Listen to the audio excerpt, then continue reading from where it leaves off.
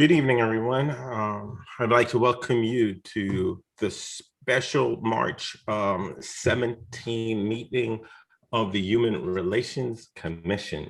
I just want to give us a framework for tonight before we get started. The HRC has been extensively and extremely busy this year, but so we've added an addition. This is, I think, the third time in 12 months or fourth time in 12 months that we've actually had 2 meetings in 1 month. Tonight, we're going to deal with a plethora of issues. We're going to do a first of its kind joint work session with the Art Commission. I believe their goals and our goals of building a better and more fulfilled community are joined. So I'm really excited about working with them. Tonight, we have my friend, Rachel Tanner from the city.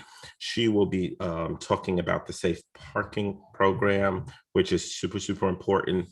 And then we are grateful, given the current climate, to have the Palo Alto PD speaking on hate crimes, the Santa Clara Chief District Attorney, and staff talking about the hate crime unit that the county has just started.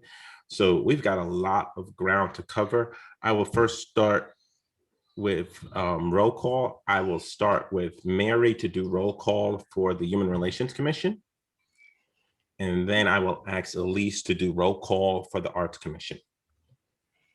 Commissioner Duduray? Present. Commissioner Regier? Present. Commissioner Savage? Present. Chair Smith? Present. Vice Chair Stinger? Present.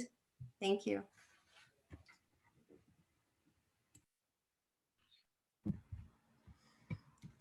Hello, Elise DeMarzo, Public Art Program, calling roll for the Public Art Commission this evening. Chair Miyagi? Present. Vice Chair Gordon? Present. Commissioner Shin? Is not present. Commissioner Taylor? Present. And Commissioner Klaus? Present.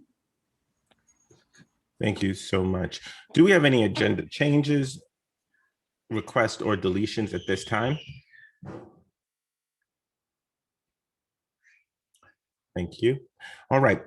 Today, we will have oral communications, or oral communications for all items will be 2 minutes, including for commissioners on items. So their first round of questions will be 2 minutes so that we give parity to public and commissioners.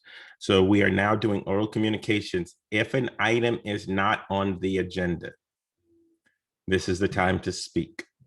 If an item is not on the agenda. All right, staff. Yes, the first speaker is Aram James, to be followed by Rebecca Eisenberg. Aram, you have 2 minutes. Go ahead, please. So it's a somber day. I'd like to take 10 seconds, maybe 20 seconds of my time to think about the violent and brutal post on Mr. Alejo, a citizen of Mountain View. If you haven't watched those tapes, the one tape that was released by the Palo Alto Police Department by pressure from, not voluntarily, pressure from the Post and the Public Records Act, and 9, maybe, excuse me, maybe it's only 8 from Mountain View, but I'm still shaking from watching those tapes and the violation of that man's human rights by members of the Palo Alto Police Canine Unit. I can't tell you viscerally how angry I've been and how emotionally upset I've been since watching those tapes. I hope that you watch them. I hope that you think about what kind of societal message it sends out. One of the backup officers arrives on the scene saying something like, "Yeah, fuck," and then runs in. Has it been a bite? Then they accuse Mr. Alejo, who's asleep, of hiding. And they talk about, hey, pull that guy up. And I'm wondering, you know, if it was me, a Jewish guy, or one of you white folks on the council, they would, those white nationalist cops alleging me, they wouldn't have treated me that way. But a person of color treated so despicably. And the HRC is likely not to speak out on that tonight. Just not likely to do that. And to me, that's a violation of your mission and your oath. So I want to know whether one of you tonight is going to step to the plate and say something about this horrendous case. Thank you so much, Mr. James. Thank you, Aram. The next speaker is Rebecca Eisenberg, to be followed by Dr. Mo Budak. Go ahead, Rebecca. You have, sorry, I think I did it right. Go ahead, Rebecca.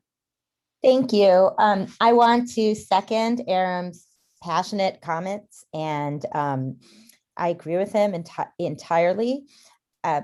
There's so much to follow and to speak about, given that the problems that for many people weren't even on the radar before the publicized 7-minute murder of George Floyd last summer.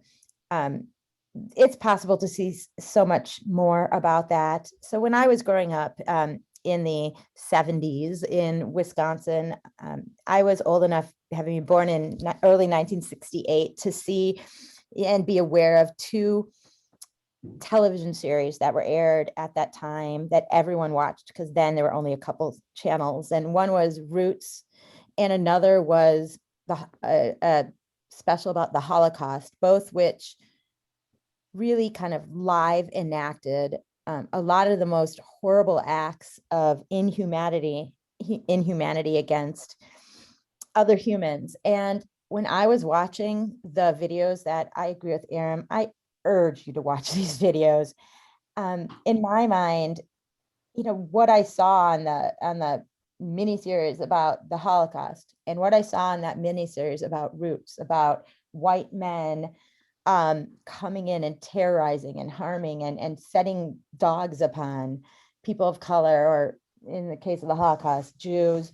It looked a lot like what those videos show. You also hear an officer shouting "Dersh, Dersh, Dersh" over and over again through most of the videos. Dersh is the instruction for bite in Czech, which is where these dogs come from. Please take a stronger stand against this. Be stronger. Thank you. Thank you, Rebecca. The final speaker is Dr. Mo Budak. Dr. Budak, go ahead, please.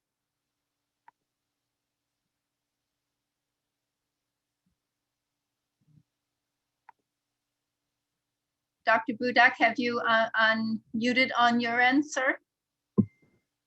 Okay, can you hear me now? Yes, go ahead, Okay. please. Yeah, okay, thanks very much You're for welcome. this opportunity. I want to reach out to the Human Relations Council tonight regarding the initiative by the American Jewish Committee and the Conference of Mayors. There's a campaign against anti-Semitism.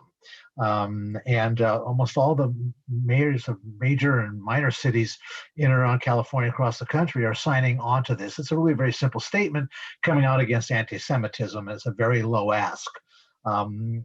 Last year, Mayor Filspeth at the time did not sign on to it. I appealed to his office by several emails and telephone calls, and nothing came of it.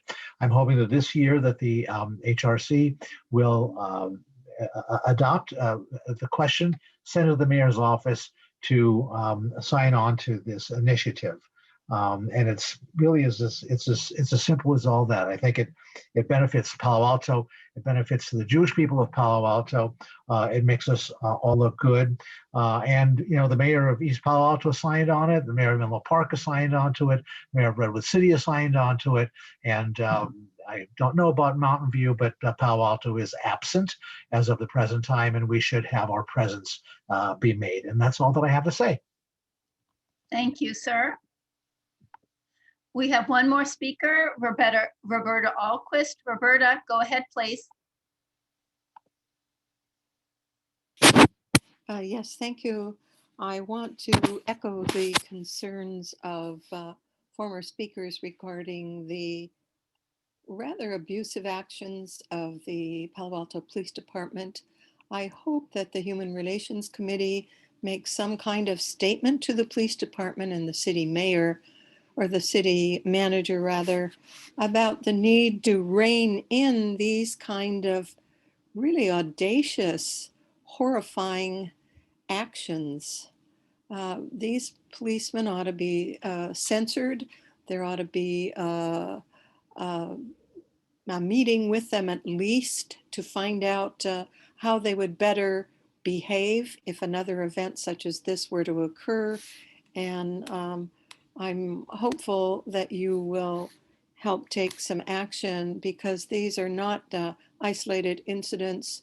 This police department has a rather negative history of behavior that is certainly not becoming of a civil agency in the interests of serving ordinary people. So please consider some kind of statement to the public and to the police department that would let us know that you have a concern that this should not be the kind of behavior we accept in this city. Thank you. Thank you, Roberta. We have no more oral communications. Chair Smith.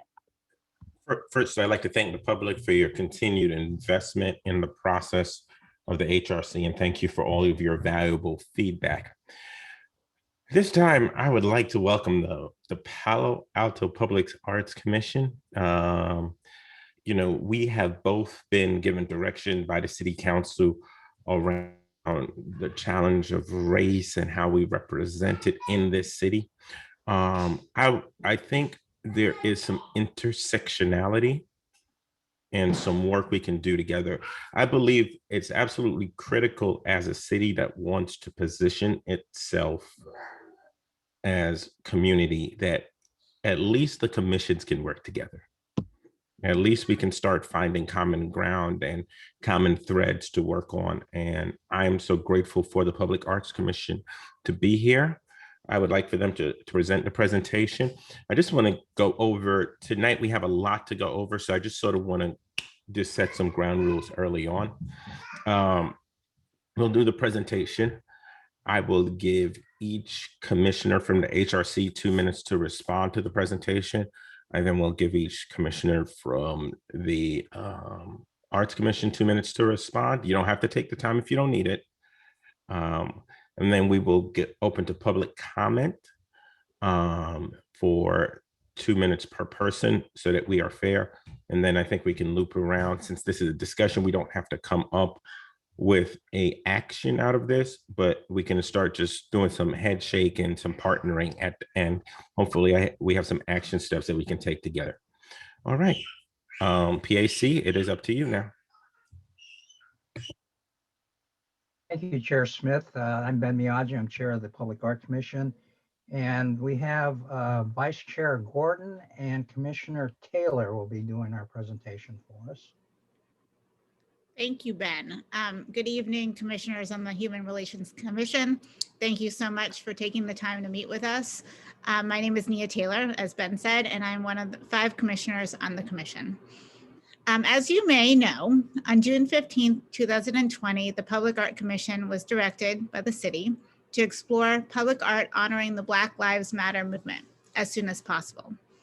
Approximately 2 weeks later, 16 local artists and numerous community volunteers created a well-received and visually pleasing temporary street mural on Hamilton Avenue. Since November 19th, the Public Art Commission has been discussing council's referral to develop a permanent artwork on King Plaza, which would recognize the city's priorities to advance cultural, racial, and social equity. After months of discussion, the Public Art Commission would like to move in the direction of creating a permanent platform on King Plaza for ongoing, rotating, temporary exhibitions. This direction would allow us to include more voices to the conversation and make sure the dialogue continues. Among the ideas we have discussed is inviting an artist or artists in residence to support us in facilitating conversations around cultural, racial, and social equity in our community. We know, the Public Art Commission knows that the Human Relations Commission's commitment to organizing similar community conversations And we'd like to find a way to collaborate with the HRC in addressing issues related to equity and inclusion in the community. I'll now give my time to Lauren Gordon, my colleague on the Public Art Commission, so she can tell you more about some of the artist residencies that we've already done and what we can accomplish in the future. Thank you, Nia. Moving to the next slide, you'll see that before we finalized our master plan, we invited artists Peter Foucault and Chris Treggiari to use their mobile arts platform to discover what people in our community wanted to see as art in Palo Alto. And they engaged the public with what's the big idea, and allowed them to create their own artwork and give feedback to what they were looking for and how art could improve Palo Alto. They did 18 visits over 7 dates and did actually interviewed more than 300 residents. So that was an exciting artist in residency for us. Now moving on, we also invited a traveling truth booth to King Plaza. The Cause Collective has had this truth booth travel the world, and we had it come to Palo Alto so people had the opportunity to record 2 minutes of their truth. And it was great to get the community involved in that. We acknowledged that the HRC made a presentation called Black and Brown Palo Alto History and Current. And we have read the recommendations made by the HRC, specifically the recommendation to facilitate the formation of 100 community groups to meet and discuss issues of race and belonging over the next 24 months. We're hoping that this is an opportunity for an artist-led discussion. Thank you. I'll just add, we kept our introduction short so we could have more dialogue. So thank you. That you caught me off guard. I was getting ready for the long haul. First of all, thank you so much. I love the concept. What I want to do is I want to hold my comments till last. We'll do the HRC alphabetically. And then I will do the chair of the PAC and have him go through his commission by names, because I don't want to mess up anybody's name tonight. So Commissioner Terria. Thank you for that presentation. And even though I was here while all this was happening, it's impressive to look back and realize how quickly that beautiful temporary mural was put down in front of King Plaza. I'm happy to hear that there's an interest in exploring a permanent platform at King Plaza for addressing these issues. I felt sad when that mural went away and understood how it was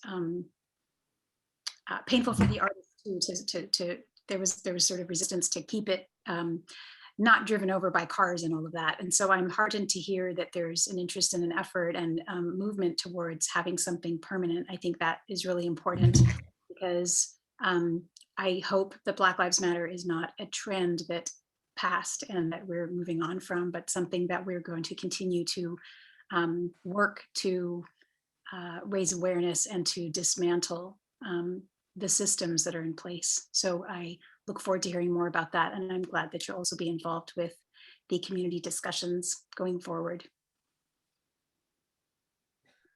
Commissioner Regier. Chair, may I just interject for a moment? So for folks, I will be keeping the 2 minutes. So if you see me put my hand up, just a simple gesture, that means the 2 minutes is over.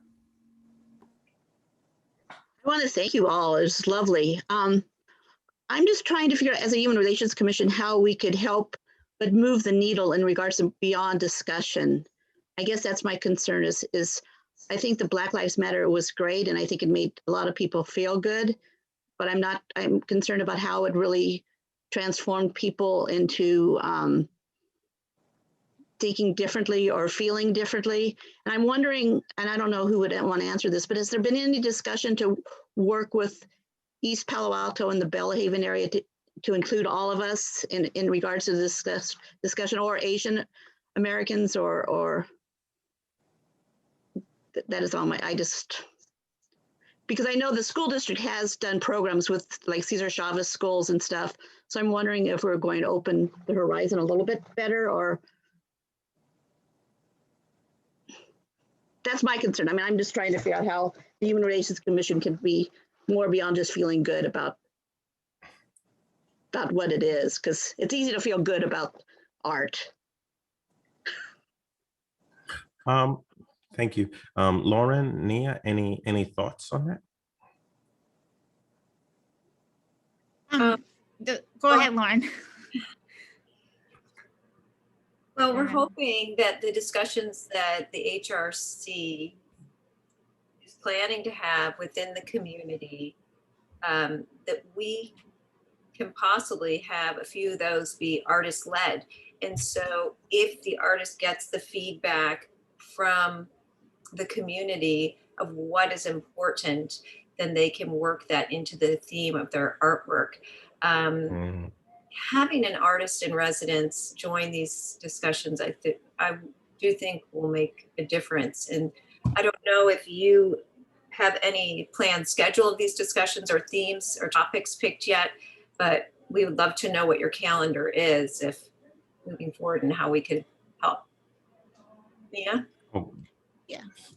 I was also just going to say that one of the reasons that we decided against a permanent piece of artwork like the City Council wanted us to do and move towards creating a permanent platform for ongoing rotating temporary exhibitions is because we wanted to make sure that as many voices as there are hopefully in our community, which there are many, we would like to do our best to try to promote that and advocate for those voices. And so obviously Black Lives Matter is very important, but we also understand other lives also matter. And so it's finding a way to coherently express that through art and making sure, you know, we're acknowledging everybody as best as we can. It's a hard thing to do.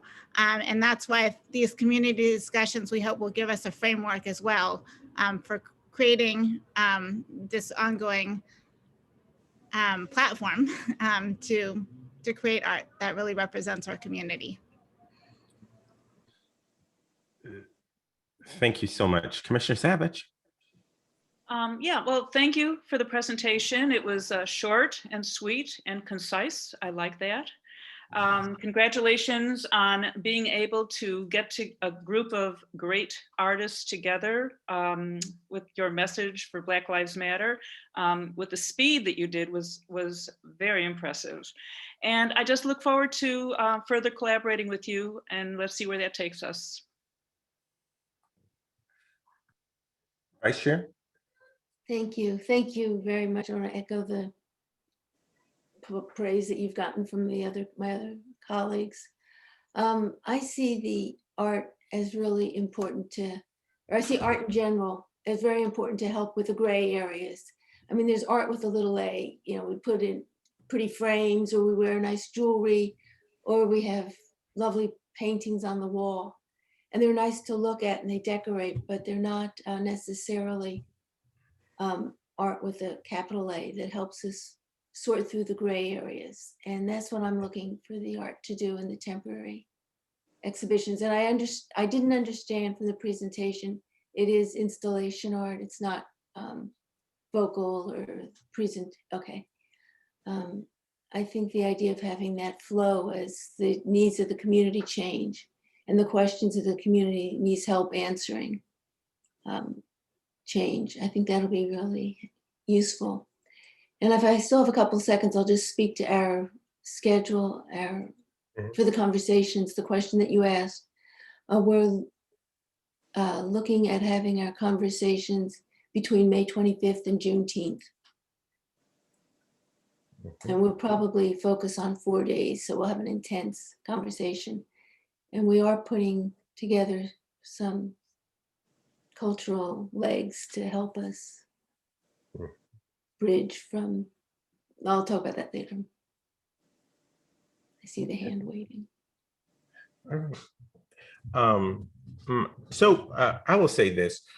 It is my firm belief that art, whether it is music, painted, standing, gives voice to the disenfranchised. It captures emotions in ways that speeches and other things don't, and it leaves an indelible mark on the soul.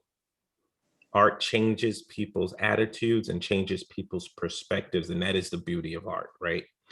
So I believe in any community transformation effort, having some level of art that points out where we need to go and what we need to do is absolutely critical. As I shared with Lauren and Nia in our pre-planning session, I think having artists grounded in the conversation of the community and bringing their entire self to it is critical. The one thing that I am eternally bothered by in Palo Alto is that anytime we try to do a conversation about our warts and our issues and our problems, we automatically then say, let's bring the people from Bellhaven and East Palo Alto into the discussion. This is a conversation about how we treat Black and Brown people, how we, as the people that live in this city, treat Black and Brown people, and our report lined that up clearly. I think it would be a distraction. And you also, and they talk about this in diversity work, you now then start putting the weight on the oppressed and the marginalized to address our issues at heart. And not to say that we can't get artists from there, but as we start thinking about that, let's ask who do we ask to do the hard work here? As a city, I think this art should be reflective. It should be things that allow us to contemplate our worst and our best traits. And also it should be art that is discussion building. It shouldn't just be like, oh, this is a pretty picture. So thank you for not just doing the minimum, but actually diving in and doing this in a very significant way. I would chair it over to my counterpart, Chair Miyagi, to have the comments from the Arts Commission at this point. Thank you, Chair Smith, and I echo your comments 100%. I think art brings out both positive and negative feelings in everybody, and which it should. And like you, I'm going to reserve my comments to later, so I want to go to our commissioners first. And Commissioner Klaus, any comments?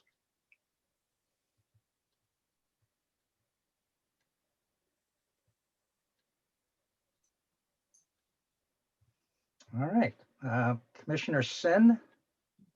Yes, thank you so much for giving me time to speak. Well, I am listening to the conversation tonight and appreciate that we are offering a platform to help promote diversity and racial justice as an ongoing conversation in this country.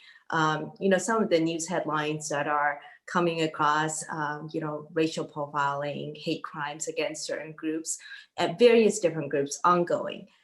So I do think that this is a valuable platform for different voices to come forward and hopefully highlighting the pains and concerns of different communities, different groups, and hopefully make us a better educated population in coming together and embracing the diversity of the community. All right. Thank you, Sinya. And I believe now we have Commissioner Klaus. Yes, he's on the phone. Okay. Staff, he's actually on the phone with his hand raised. Ian Klaus is who you're looking for? Yes, there he is. Hold on, because I think he got in the attendee. So I will promote him to be a panelist. And then I will allow him to, there he is. So at this point, he should be able to unmute himself to talk. Thank you. There you are. Yes, and I apologize. Thank you for finding me and working me in. And thanks to Chairs Miyagi and Smith for the invitation. I would just want to echo the comments of Chair Smith as well. in terms of how we go about or the processes for establishing this platform.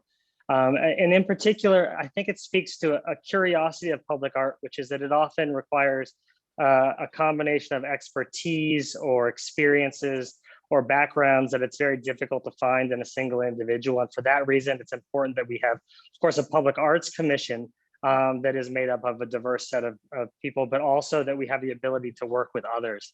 And so I find this meeting today and the roles that Commissioner Taylor and Gordon played in pulling together incredibly invigorating. And I hope it's the beginning of a collaboration so that we can sort of bring the sorts of experiences and discourses and awareness into discussion, because as you point out, Chair Smith, this does prompt discussion in the public. And so the ways in which you go about it do require a bunch of sets of perspectives that I think that we can gather from collaboration like this. I'm incredibly excited about it. Thank you.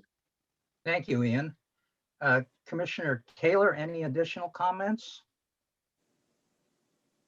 I'll keep it brief. I just want to say again, thank you. I'm looking forward to a collaboration in some form, whatever that looks like. But I also will say that I think this is a great way to show the city that, there are ways to collaborate and work together without arguing, yelling, screaming. And I think we're going to prove a lot. So I'm looking forward to it. Thank you, Nia. Commissioner Gordon, Vice Chair Gordon, any additional comments? Thank you, Chair Miyagi. I am super excited about this collaboration, and thank you for sharing the dates with us. That just gives us more reason to spring into action. And I just want to note that, yes, artwork promotes discussion, and it can be positive and negative, but the artists gathering is so important. And by you permitting us to join these discussions, artists can focus on so many topics. This artwork is about racial equity, but part of what builds racial inequality is transportation, housing, education, climate. There are a lot of things that go into these discussions, and artists are good at pulling information out of people in these discussions. So thank you for letting us join you, and we're excited to collaborate. Thanks. Thank you. Thank you, Lauren. And I want to thank both Lauren and Nia for their presentation. Thank you very much.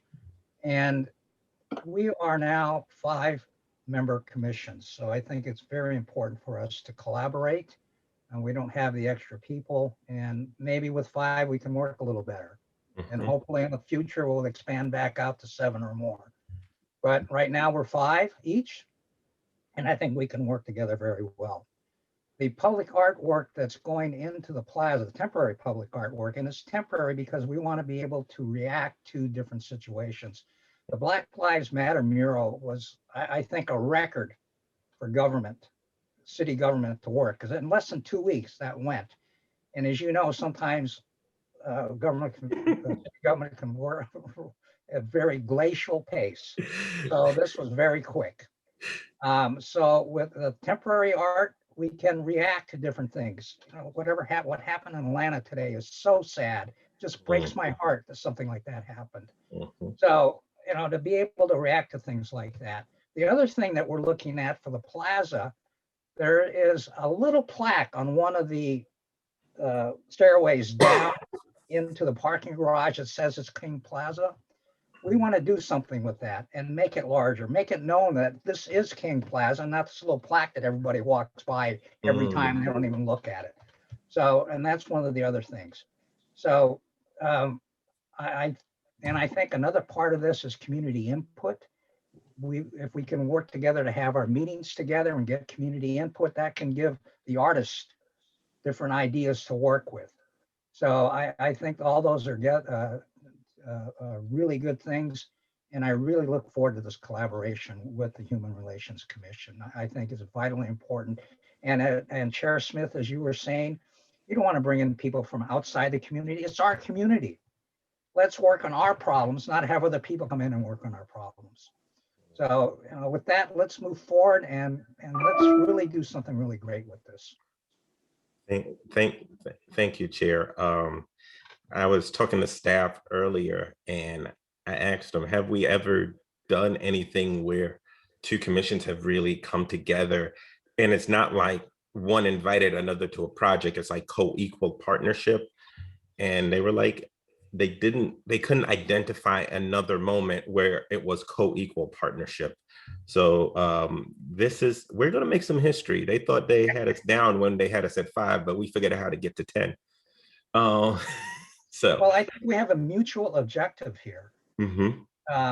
From the art side and from the human relations side. I think we have that mutual, we're coming together to come up with something really, really good. Beautiful. I want to, right now, as is a requirement, we are going to have public comment.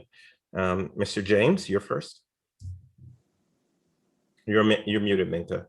Hold on, we just need to wait till Mary gets it on the screen, and then Thank you so much. I will take care of this. So I see 3 names at this point: Aaron James, to be followed by Roberta Alquist, to be followed by Rebecca Eisenberg. Aaron, go ahead, please. You have 2 minutes. I want to thank you all. I mean, I love the concept of the artwork. Ms. Taylor, thank you for your comments. So, you know, I graduated from Gunn in 1967. Doug Minkler, who's an extraordinary political poster maker, graduated from Gunn in 67.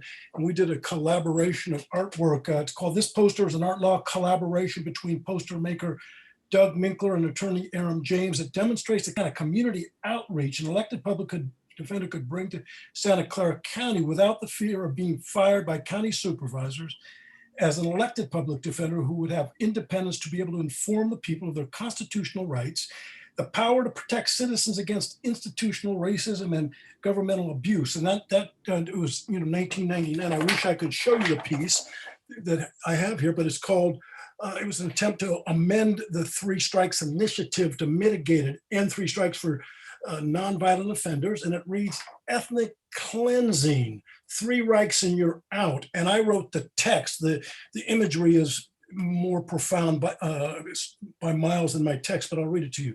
In 1994, hiding behind the mask of public safety, California enacted the brutal 3 strikes law. Its sentencing provision, marketed to the public as a device for locking up the most violent offenders, has in fact incarcerated mostly nonviolent offenders, like the death penalty and the unconstitutional drug laws. 3 strikes has impacted Black and brown communities disproportionately. I'm not going to read the whole text, but I would let you know that we had a number of series that are all amazing silk screens done collaboratively, and I certainly would offer that. I only use them for fundraisers. They're not sold. They're only used for social justice causes like the National Lawyers Guild and the NAA, other groups. But if there's somebody out there in the city, I've exhibited them at public defender conventions. I would be happy to share the artwork with all of you, and of course the city as well. Thank you for your work. Before we go to the next person, I just want to make a comment, Mr. James. Thank you for getting behind this community project and even volunteering the art. That's the kind of input we need to start moving forward the discussion. So thank you. So the next speaker is Roberta Alquist, to be followed by Rebecca Eisenberg and then Mark Weiss.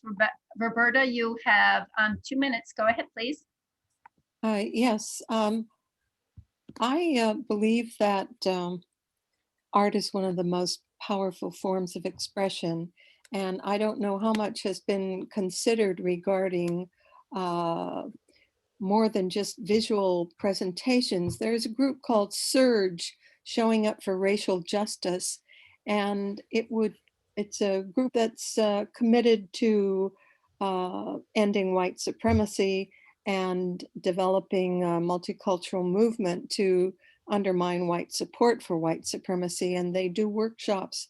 I think that part of your art planning might include some educational workshops that could be done by these groups that address peeling back the layers of unconscious privilege. And I would hope you'd give some consideration to those kind of educational presentations and workshops during this period of time. I think that Surge does a very powerful job of trying to unlock and expose the taken for granted assumptions about white folks. And this is the time for us to provide opportunities for folks in Palo Alto to take a look at their own unconscious, oftentimes privilege, and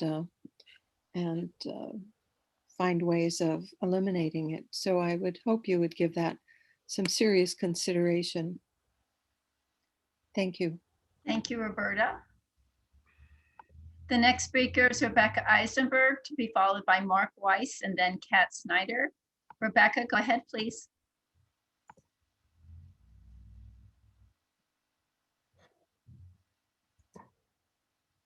Rebecca? There we go. Thank Okay, you there so you much. are. Thank you so much for allowing me the opportunity to speak. I too am thrilled about this collaboration. It is a fantastic idea. It can lead to fantastic things. I think it goes without saying that art influences culture. If art didn't, then the multi-trillion-dollar advertising industry would not exist. Art changes culture, and culture can influence art. For fellow fans of music, Sunday night's Grammy Awards demonstrated progress in the direction towards representation of people of color, especially Black people, particularly in the context of an industry that has made so many billions, maybe trillions of dollars through cultural misappropriation. What a welcome collaboration here in Palo Alto, where we have so much learning as a culture to do, and art is a great way to enable that. Thank you for this. I quickly just wanted to mention my disappointment and sadness, and I know neither one of these commissions is due to the, is to blame, but my sadness about the fact that the beautiful Black Lives Matter mural was a temporary installation. It was gorgeous, and it was meaningful, and it was beautiful, as I know you agree, and it could have been preserved as a permanent installation, especially with regard to this particular message, the extraordinarily always urgently critical message of Black Lives Matter. We would never want to send a message that Black Lives Matter temporarily for now, but soon won't. That said, I'm not saying that this changing installations will send that message. I don't think they will, but Black lives should always matter. And by the way, isn't that such a low ask? The ask is that Black lives matter, not even that they're important. I, of course, think all lives are important, especially lives that have not been considered important in the past. Thank you for your work. The next speaker is Mark Weiss, to be followed by Kat Snyder. Mark, go ahead, please. You have 2 minutes. Good evening, commissioners. I appreciate the opportunity to speak tonight and to hear you all with such high hopes for making our community a better place, using your various teachings and examples of leadership and skill sets. I want to just briefly, in my 2 minutes, I have about a dozen names I want to name, and maybe someday we'll be able to explore more about these, or their work really speaks for themselves. And many other people in our community carry the memories of the work. And most that came to mind was Mildred Howard did an amazing installation at King Plaza here at 250 Hamilton in 2014. It was called Clear Story, and it was one of her famous bottle houses. And she has a very long presentation about what this really means, and it really impacted a lot of people. I especially want to recall that the musician Marcus Shelby came out at the dedication with one or two of his cohorts, and they did a wonderful presentation performance, walking through the piece even.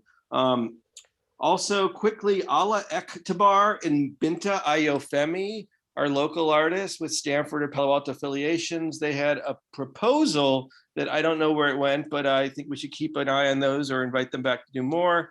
I also want to mention Stewart Robertson, who was one of the muralists in the Black Lives Matter. Again, a very highlight of my 25 years in the arts and engagement in Palo Alto was just hanging out at the Black Lives Matter mural. And I met Stu, love to have him back with a permanent mural. Also Mohammed Suma, who did the poppies. And for a short time, we had his bagel on California Avenue that had to be taken down. Mr. Joe Sam, Also, Enrique Chagoya of Stanford, amazing, amazing artist. And he would be perfect to blend the work of both these important committees. Thank you for your time. Thank you for your service.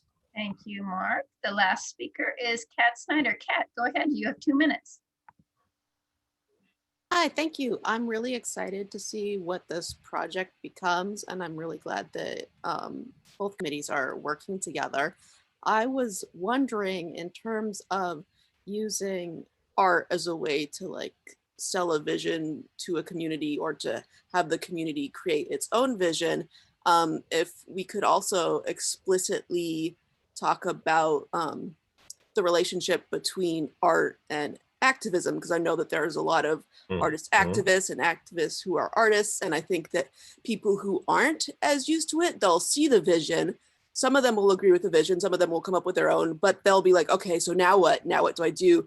They might not understand how to translate the artistic vision into action. So someone who's used to that might be a really good person to tap into to help guide people along from art to action. That's what I got. Thanks. Thank you, Kat. So, all right. I think everybody from public to commissioners have come to an agreement that this is a good idea. Now, I don't want us to all hang up the call tonight and be like, so what did that's a good idea mean? I know that Vice Chair, you're putting together a planning committee for this for the community conversations, and we're meeting April 24th. You got it. You got to say the date. I can't read lips. Unmute.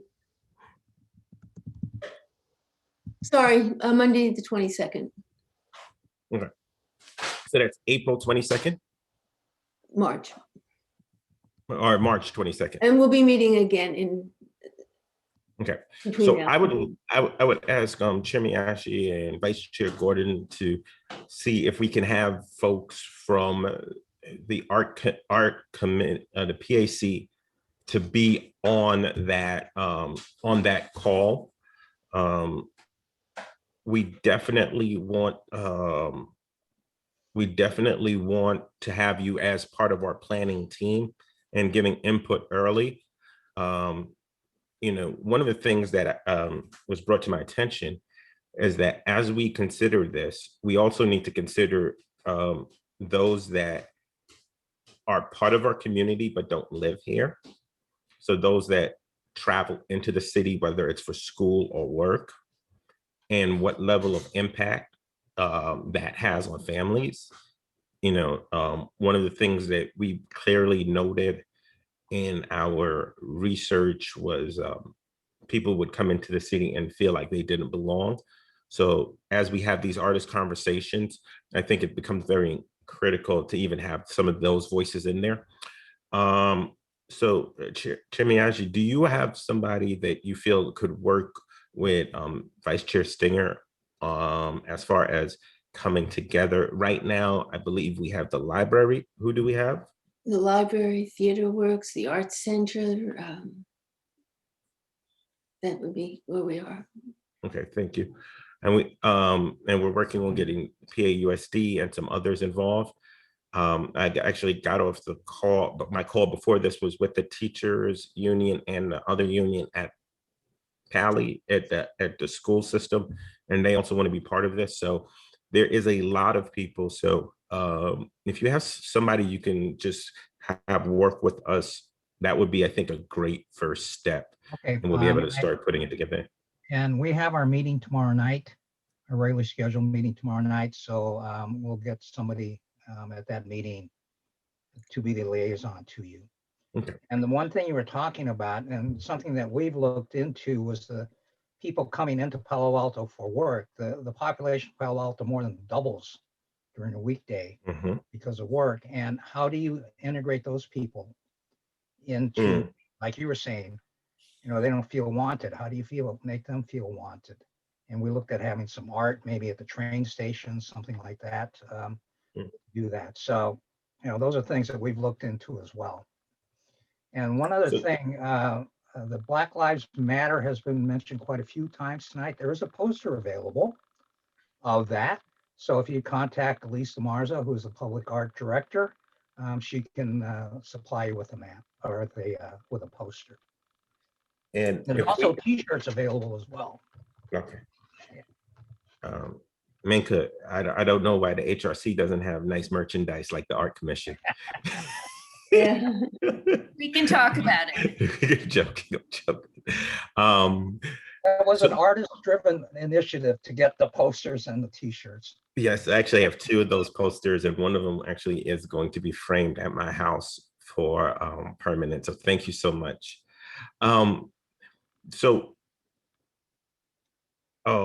Is there any other commissioners on the human relations side that wants to get to work with Chair Stinger as far as being the liaison with the Art Commission?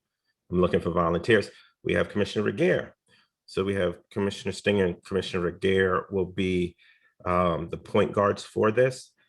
I heard some phenomenal names from Mr. Mark Weiss earlier. Staff, can we give him the email address that we can, so he can email us all those names that he was giving? Yeah, Mr. Weiss has my email address, so he Okay. can send them to me. Okay, because he said he sounds like he has a ton of community knowledge. So it would be great to even just mine that. All right. I'm excited. If we need to schedule another intervening meeting, or you want to be part of our April or May meeting, I'll just have the vice chair let me know. I think we probably should have another small session like this in May before we launch out, so we can let everybody know exactly how we're coming together. And I think it's a good example. So I'll leave it to the vice chair and Chair Miyagi to come up with the final plan, but hopefully we'll be talking again in May. And we'll have an amazing plan for how we're going to do art in a special way in this community. Does any commissioner from either commission have anything else to add? Well, we're looking in May to actually go forward with our final proposal to City Council about the project in King Plaza. We have a few other details to nail down, but this next meeting, we should be able to do that and then get the final proposal out. So that's something we'll pass along to you as well. Thank you so much. Yeah, I'll just say, I misunderstood your question. I was thinking about the partners we had involved with artistic interpretations. The number of partners is a lot greater, and one of the meetings will be dedicated to the cultural, artistic framing of the conversations, and that would be, we'll do that, make sure we do that sooner so that you'll have that input for your council report in May. And one other item, one of the Yes, callers sir. mentioned the artist Joe Sam. If you want to see an example of his work, the Ice Center in San Jose, which is on 10th Street, 10th and Alma, I believe it is. It's where the Sharks practice. His art is up on the top of on the front of that building. The Oh, Ice wow. Center. So, and they actually sell those little figures that he's got up there at the Smithsonian. So, so if you get a chance, go down and take a look at that. It's very awe-inspiring. Thank you all so much for being with us.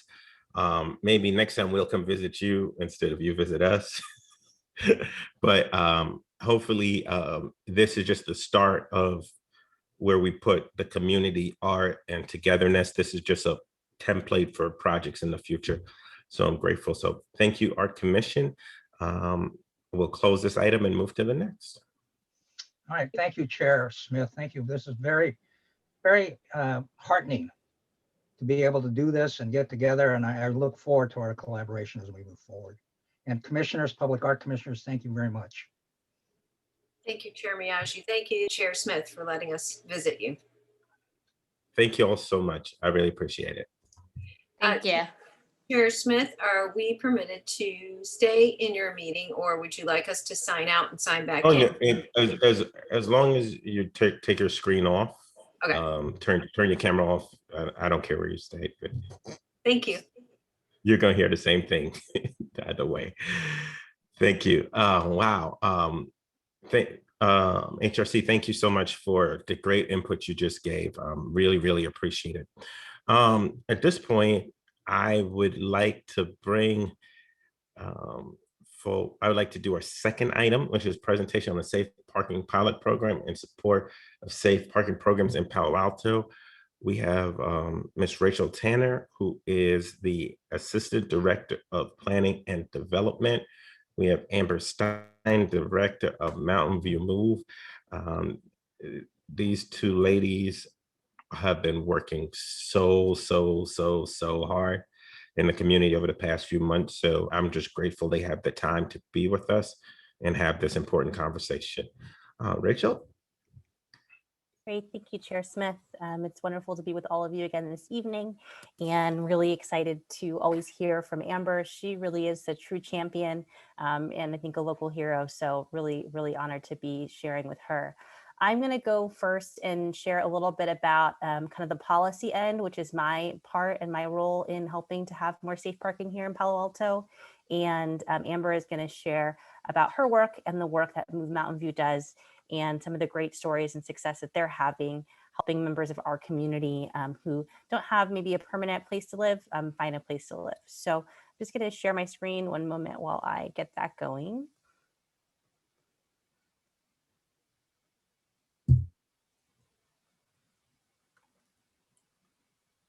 Do you all see that slide that says safe parking Palo Alto? Great.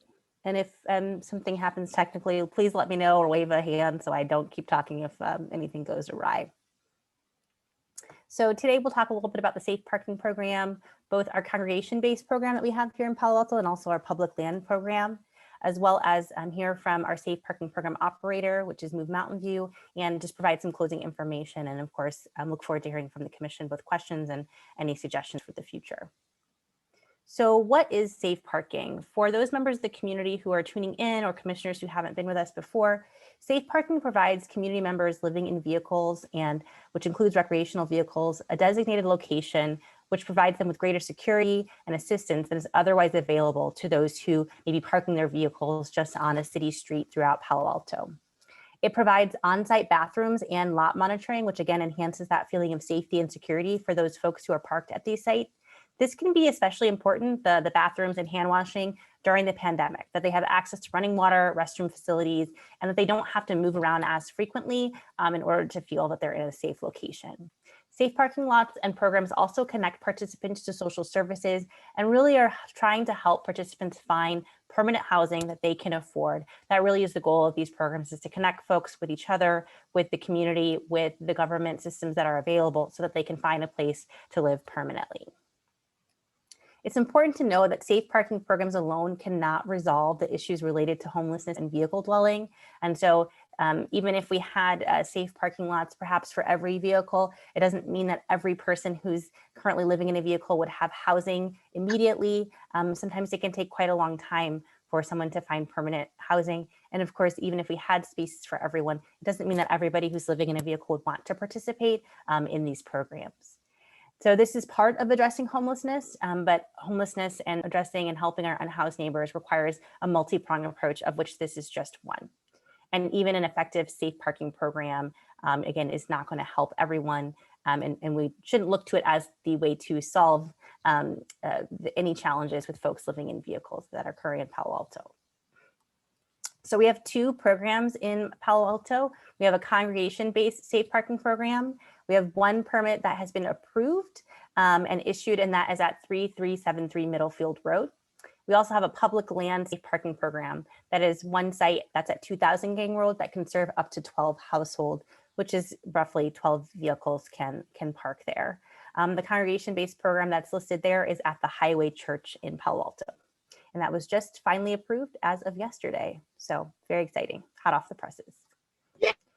A little bit about, yes, certainly, very much worth celebrating. Very much worth celebrating. So just a little bit about the safe parking program in Palo Alto, kind of its history and development. In June 2019, there was a colleagues memo that now Mayor Du Bois and Councilmember Du Bois authored, along with Councilmember Lydia Koo. In June 2019, there was a colleagues memo that now Mayor. I think I'm getting an echo. Du Bois authored, along with Lydia Koo. Yeah, but I'm trying to, I thought I needed to go through and see if someone needed to be muted. I am It sounds not like sure. So if everybody can make sure, everybody but Rachel, to mute yourself. Do you have the media center on in the background, Rachel? I do not. Okay, I think so someone else did, let's but it's try gone now. So I think try it it's again. okay. Thanks, Mika. So the colleagues memo kicked off exploring how the city could provide safe parking lot and safe parking programs here in Palo Alto.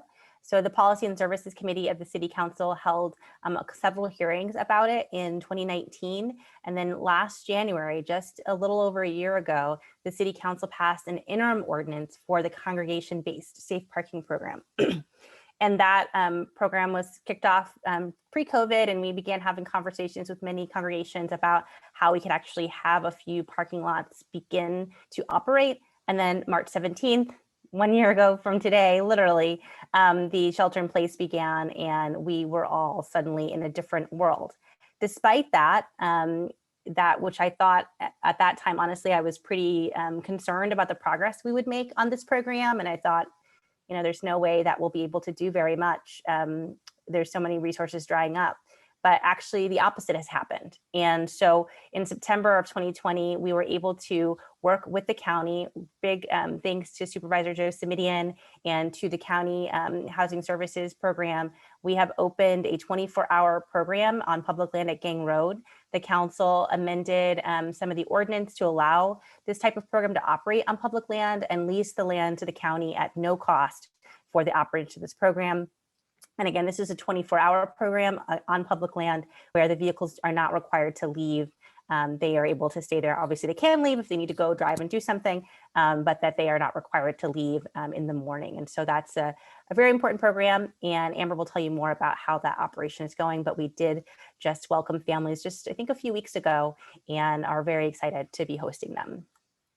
So a little bit more about the congregation-based safe parking program, which again, I also thought, man, we might not see any applicants until the pandemic is over, but we have had 3 applicants actually, and I said 1 successfully issued the permit. So a little bit about how the program is set up. The Palo Alto Municipal Code has an 18.42.160 has the standards that are required for these congregation lots to operate under. They are for 4 vehicles only. They're for overnight parking from 6 p.m. to 8 a.m. The persons who are there are intended to shelter in their vehicles. And so what that means is, like, you know, they're not setting up a tent or sleeping outside, that they're sheltering in their vehicles at night. The congregation has to demonstrate that they have a verified partnership with the Santa Clara County Homeless Management Information System, which really makes sure that the folks who are there are going to be connected again with those social services so they can have access to things that they need in order to secure housing that is safe and that they can afford. They have to have a qualified safe parking program operator working with them. That'd be an agency such as Move Mountain View, but there are others. There's Project We Hope, there's Abode Services. There are other nonprofits providing these types of services throughout the Bay Area. Contact information is posted at the site, keeping the site safe, clean, and orderly, not having a lot of noise emanating to nearby surrounding homes or other uses. Requires that they have restroom and hand washing, really strongly encourages showers if possible, and that there's no leakage or disposal of any contaminants on site. So the application is submitted to the City of Palo Alto, the Planning and Development Services, and these are some of the items that are included. Again, it verifies that they're complying with the regulations and with the code. And then the Director of the Planning and Development Services issues a decision once an application has been complete and has been reviewed. And so if the Director can make these findings, then the permit is tentatively approved. And it's tentatively approved to be valid for 18 months. That is, there's going to be first a 90-day trial period. And if the permit is working well, there aren't a lot of complaints, there's no violations happening, nothing is going wrong at the site, then it's extended for an additional 270 calendar days. And so basically this allows some sense of security when folks are deciding to get into this program, that they can kind of get up and running and that they won't have to come in, you know, very frequently for a permit. And then there will be renewal for another 270-day extension period if there's no violations and if permit conditions are being met. So we wanted to make this a system that is pretty easy to continue going as long as the congregation is interested and able to keep the program going. and as long as it's all working. And once the decision has been made, that's why I said it's tentatively approved. The director's decision is mailed to owners and residents within 600 feet of the property. And then there's 14 calendar days to have an appeal. And so if there is an appeal, it goes to city council to review.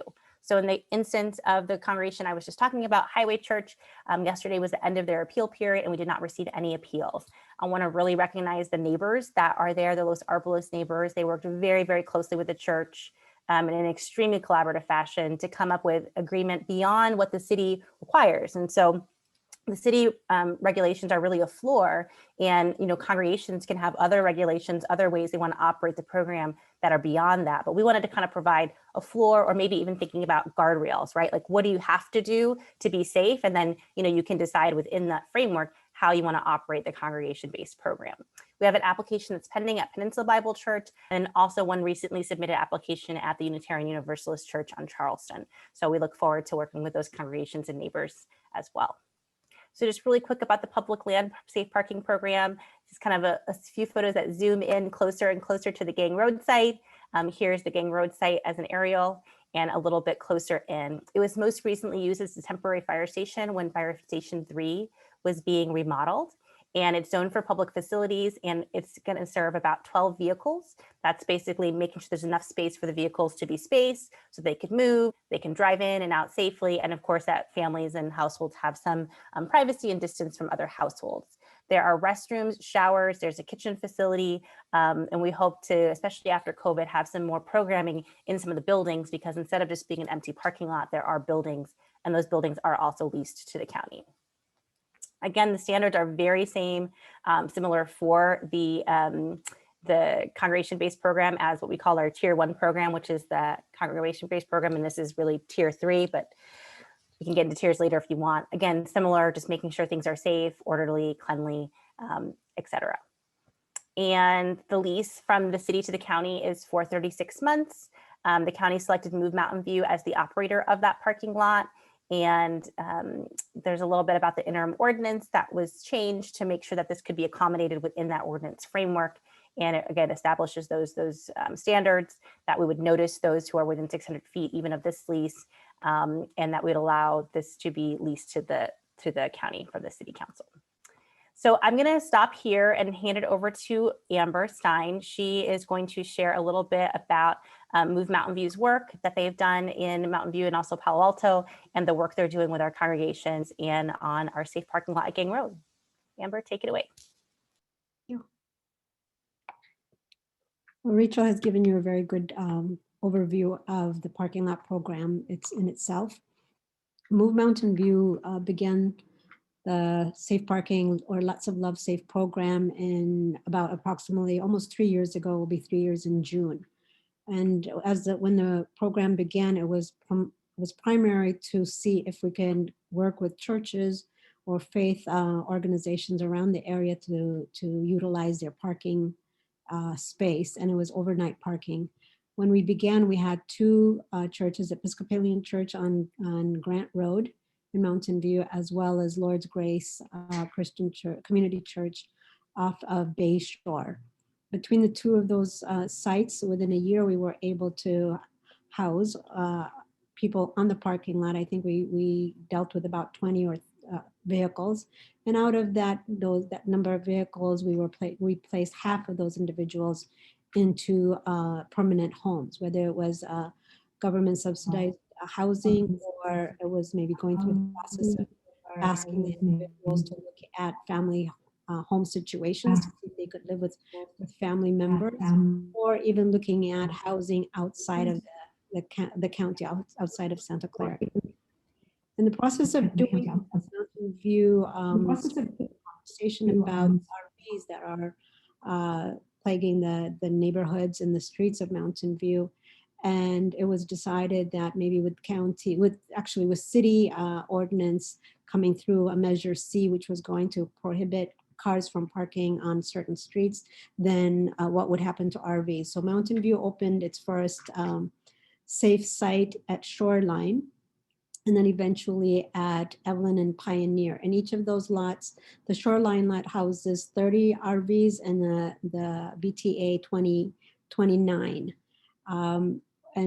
these individuals have to meet the criteria that Mountain View has set, which is have children in the school, be working in Mountain View or living or working in Mountain View, that they show. They have to, they could be seniors or have some form of disability that would make them candidates to have their vehicles in our parking lots. And eventually, of course, and then also there was another lot that was opened, is Terabella. That particular land is owned by Palo Alto Housing Commission, but it's located in Mountain View off of Terabella, and we can house approximately 8 vehicles on that lot. It's the bed nights that matter, and right now, in total, we have the 3 parking lots, and then eventually we were able to open in Palo Alto. And Palo Alto started mainly, again, with trying to work with congregations, faith-based community, to see if we could use their parking lots. And the conversation went on to Rachel and the city, and then the ordinances were created. And in that process, I think Palo Alto had the tiers of when they were going to be taking care of which kinds of vehicles. RVs were going to be the second tier, I believe, but that happened much sooner when the Ginge Road parking space became available. Currently, we have 7 vehicles on the Ginge Road lot, and then there are a total of, I believe, 21 people. That's including families with children, et cetera, which is a pretty good population, actually. And the lot is not full yet, but we will be able to have 12 vehicles on that lot. As Rachel stated, the Ginge Road lot has a building, several buildings available to it. So it is actually a very ideal setting. The size is actually good. It's not overwhelming in the number of RVs that can be there. It creates more of a cozy community. The buildings, we're hoping that we will be able to utilize the showers. We are looking into that right now. We are looking into the sewage system, because where the place is located, there's lots of gorgeous eucalyptus trees, and their roots are giving us some trouble on the sewage part of it, but I think that will be solved soon. So once that is taken care of, then we will be able to provide shower for our clients. And ideally, the shower room, I don't know, it has 12 closets. So people will be able to lock up their shower equipment instead of having to lug it back and forth to the RV. We will be able to have secure lockers for them. With COVID, we are looking at the schedule and process of keeping the area clean, and then also scheduling per family units to use a shower.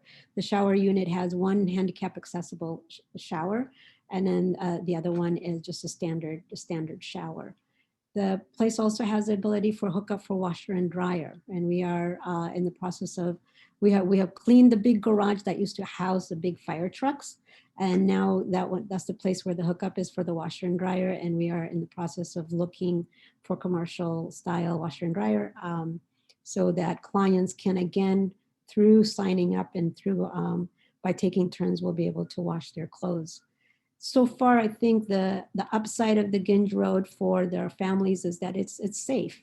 If you know the families, most of the ones that we have been taking in have been on El Camino streets. So can you imagine having school-age children and toddlers living in an RV, and El Camino is the street is their playground, and they didn't get out very much. So one of the most beautiful sights in our parking lot is seeing the little kids running around playing with the little pebbles and things like that. And maybe about 4 or 5 weeks ago, I was there and I was freezing, but the little kids were barefoot, just running around like this was like, and mothers chasing them because they wanted them in, but the kids were very happy to be there. And that's one of the things that has been expressed by the families.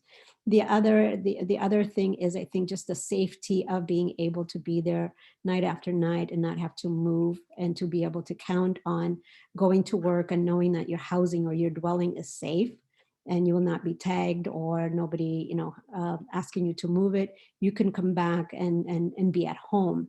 And I think those of us that are living in our apartments or in our homes may think a parking lot is not that big a deal, but it is, in terms of giving people a real peace of mind, not having to figure out where they're going to park that vehicle night after night, to be safe, not to be in the way, not to be noticed, to be able to have a quiet night's sleep.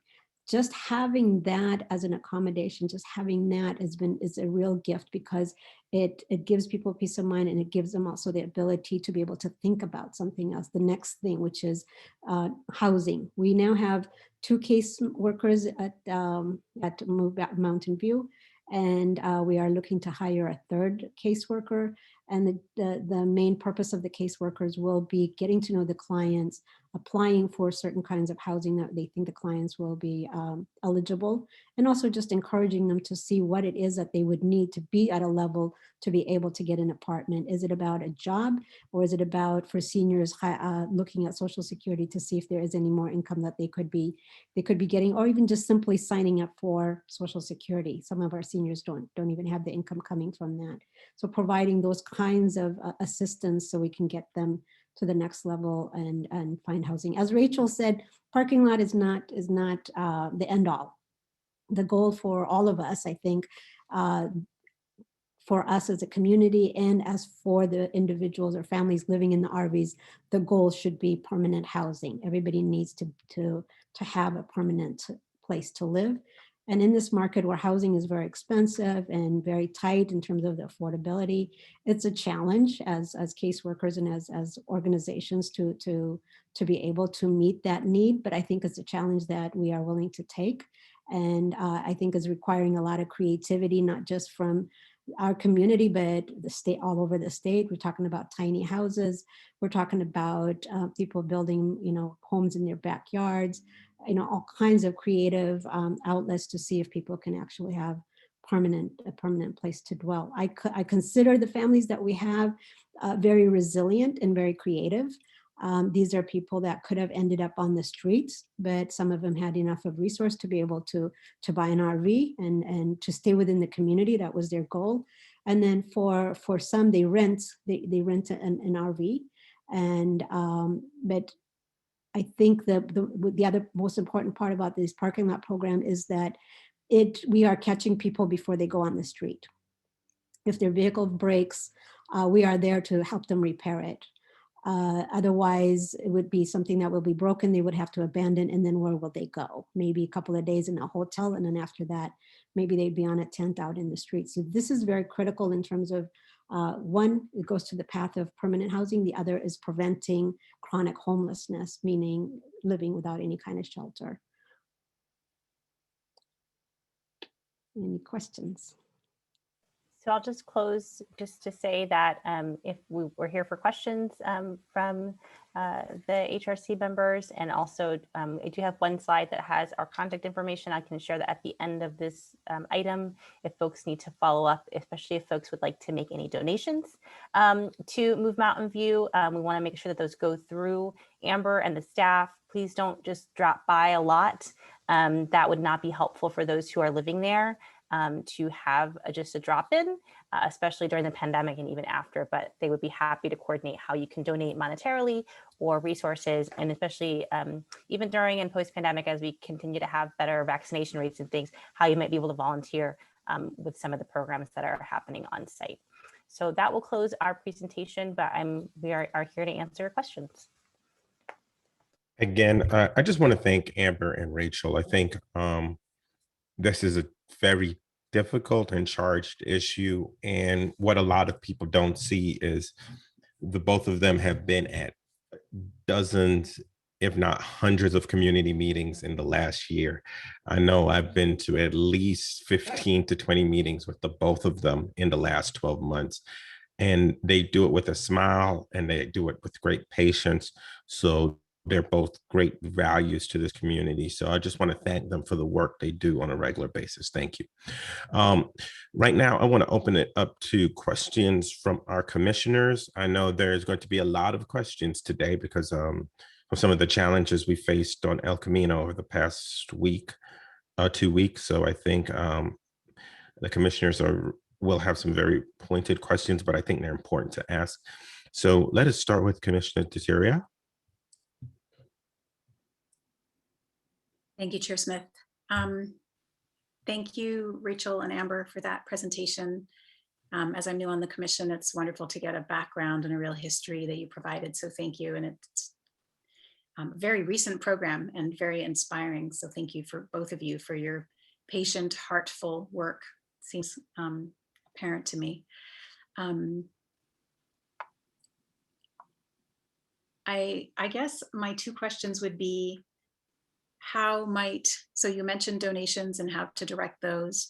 As an HRC member, I would be curious to know how I could best advocate for more of these kinds of programs. It seems that clearly these are stepping stones, so they're to prevent homelessness and to help people move forward. Thank you for really making that clear for all of us. So as an HRC member, and also as a citizen who's concerned, who might be hearing stories about various things around RV dwellers or just, vehicle dwellers, how would you point an HRC member as well as a citizen in terms of how they could get engaged and be helpful?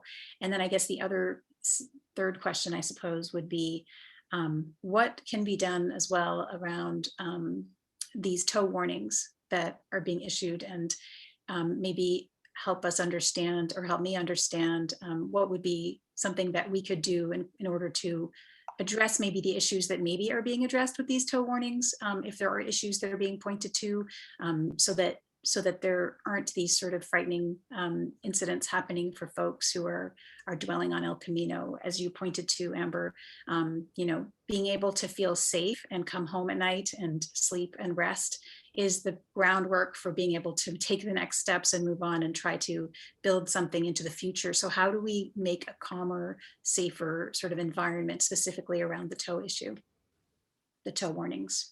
So I'll take the tow warning question, and maybe while I'm answering that, Amber can be thinking about, I'm sure she has it ready, how folks can help and what kind of needs are there at the sites. And then I also can talk a little bit about, future potential growth or additional opportunities outside of the existing kind of lots that we have and the programs that we have.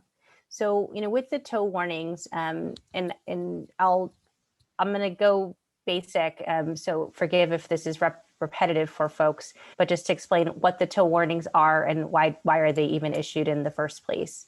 So the tow warnings are part of our municipal code that says a vehicle cannot be parked in one location for more than 72 hours.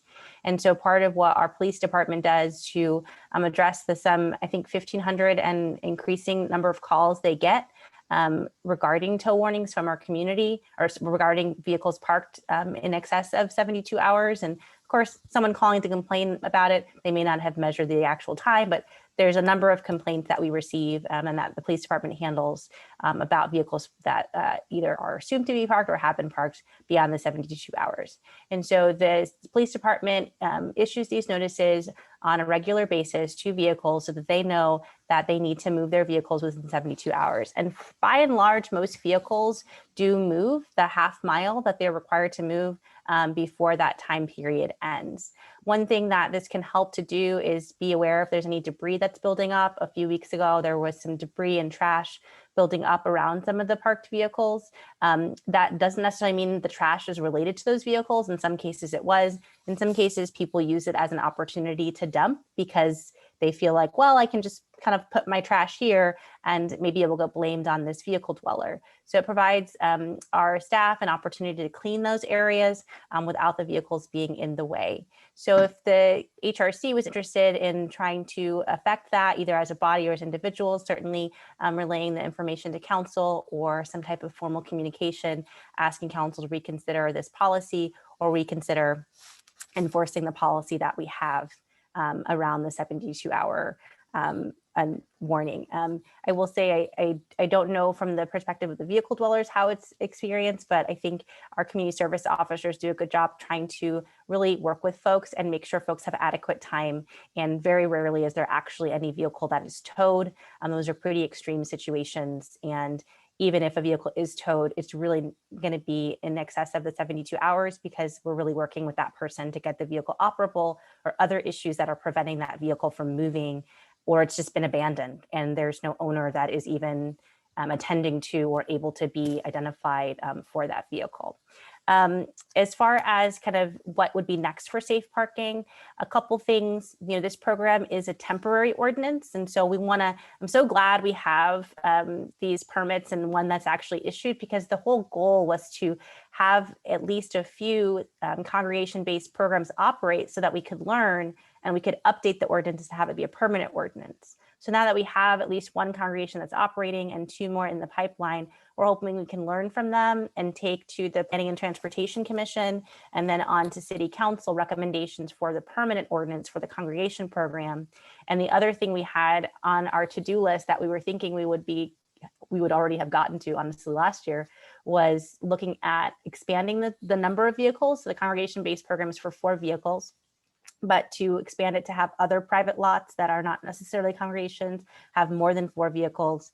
And then, of course, the public land program. With the public land program, similarly, we could update it based on what we learn, but we would need to find additional suitable land. And then, of course, the funding to create additional lots. So that would be not just the space and the willing partners, but also the funding. The county estimates that it's about $15 to $40 per vehicle to operate a safe parking lot, depending on the number of vehicles there and the conditions of the site and other elements that go into the cost. So if you have a congregation that you're part of and they want to apply for a permit, that would be a great way to get involved really directly, or to support the congregations that do have sites if they need volunteers or other things. So I'll pass it to Amber for other ways that folks can get connected, either as individuals or as organizations. Was that just a clarification? $15 to $44 a day is the cost for? $40 per vehicle. Per vehicle. Yeah. Per what time period? Yeah, let me look at the email. I think it is per night. Yeah. You call it bed nights. Yeah, bed nights.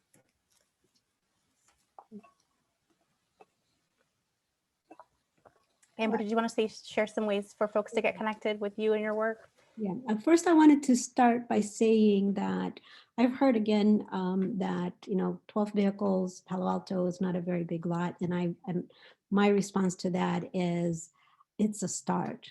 And I think any community that starts a program like this is really saying that these individuals that are vehicle dwellers are part of our community, and we're going to try to see how we can incorporate them into the community. So I am, I'm elated. There are 12 parking spaces at the Ginge Road, and then also that the congregations are open and are in the process of applying, and lots of conversations has taken place with neighbors. And as you can see that, I mean, if you'd been in the beginning of the conversations to where the conversation is now, there's been a lot of growth on both sides, on the congregations as well as the neighbors. And it's a process of knowing and understanding who the people in our communities are that are living in the RVs. And taking away some of that fear of, if they are here, they're going to bring crime, or they're going to bring this and that. And most of them, I would say, are people that want a good education for their children. They're here for the same reason as anybody else. They've been living there. Maybe some of them were raised there, and their families haven't been able to afford to buy a house, in the past, and still can't.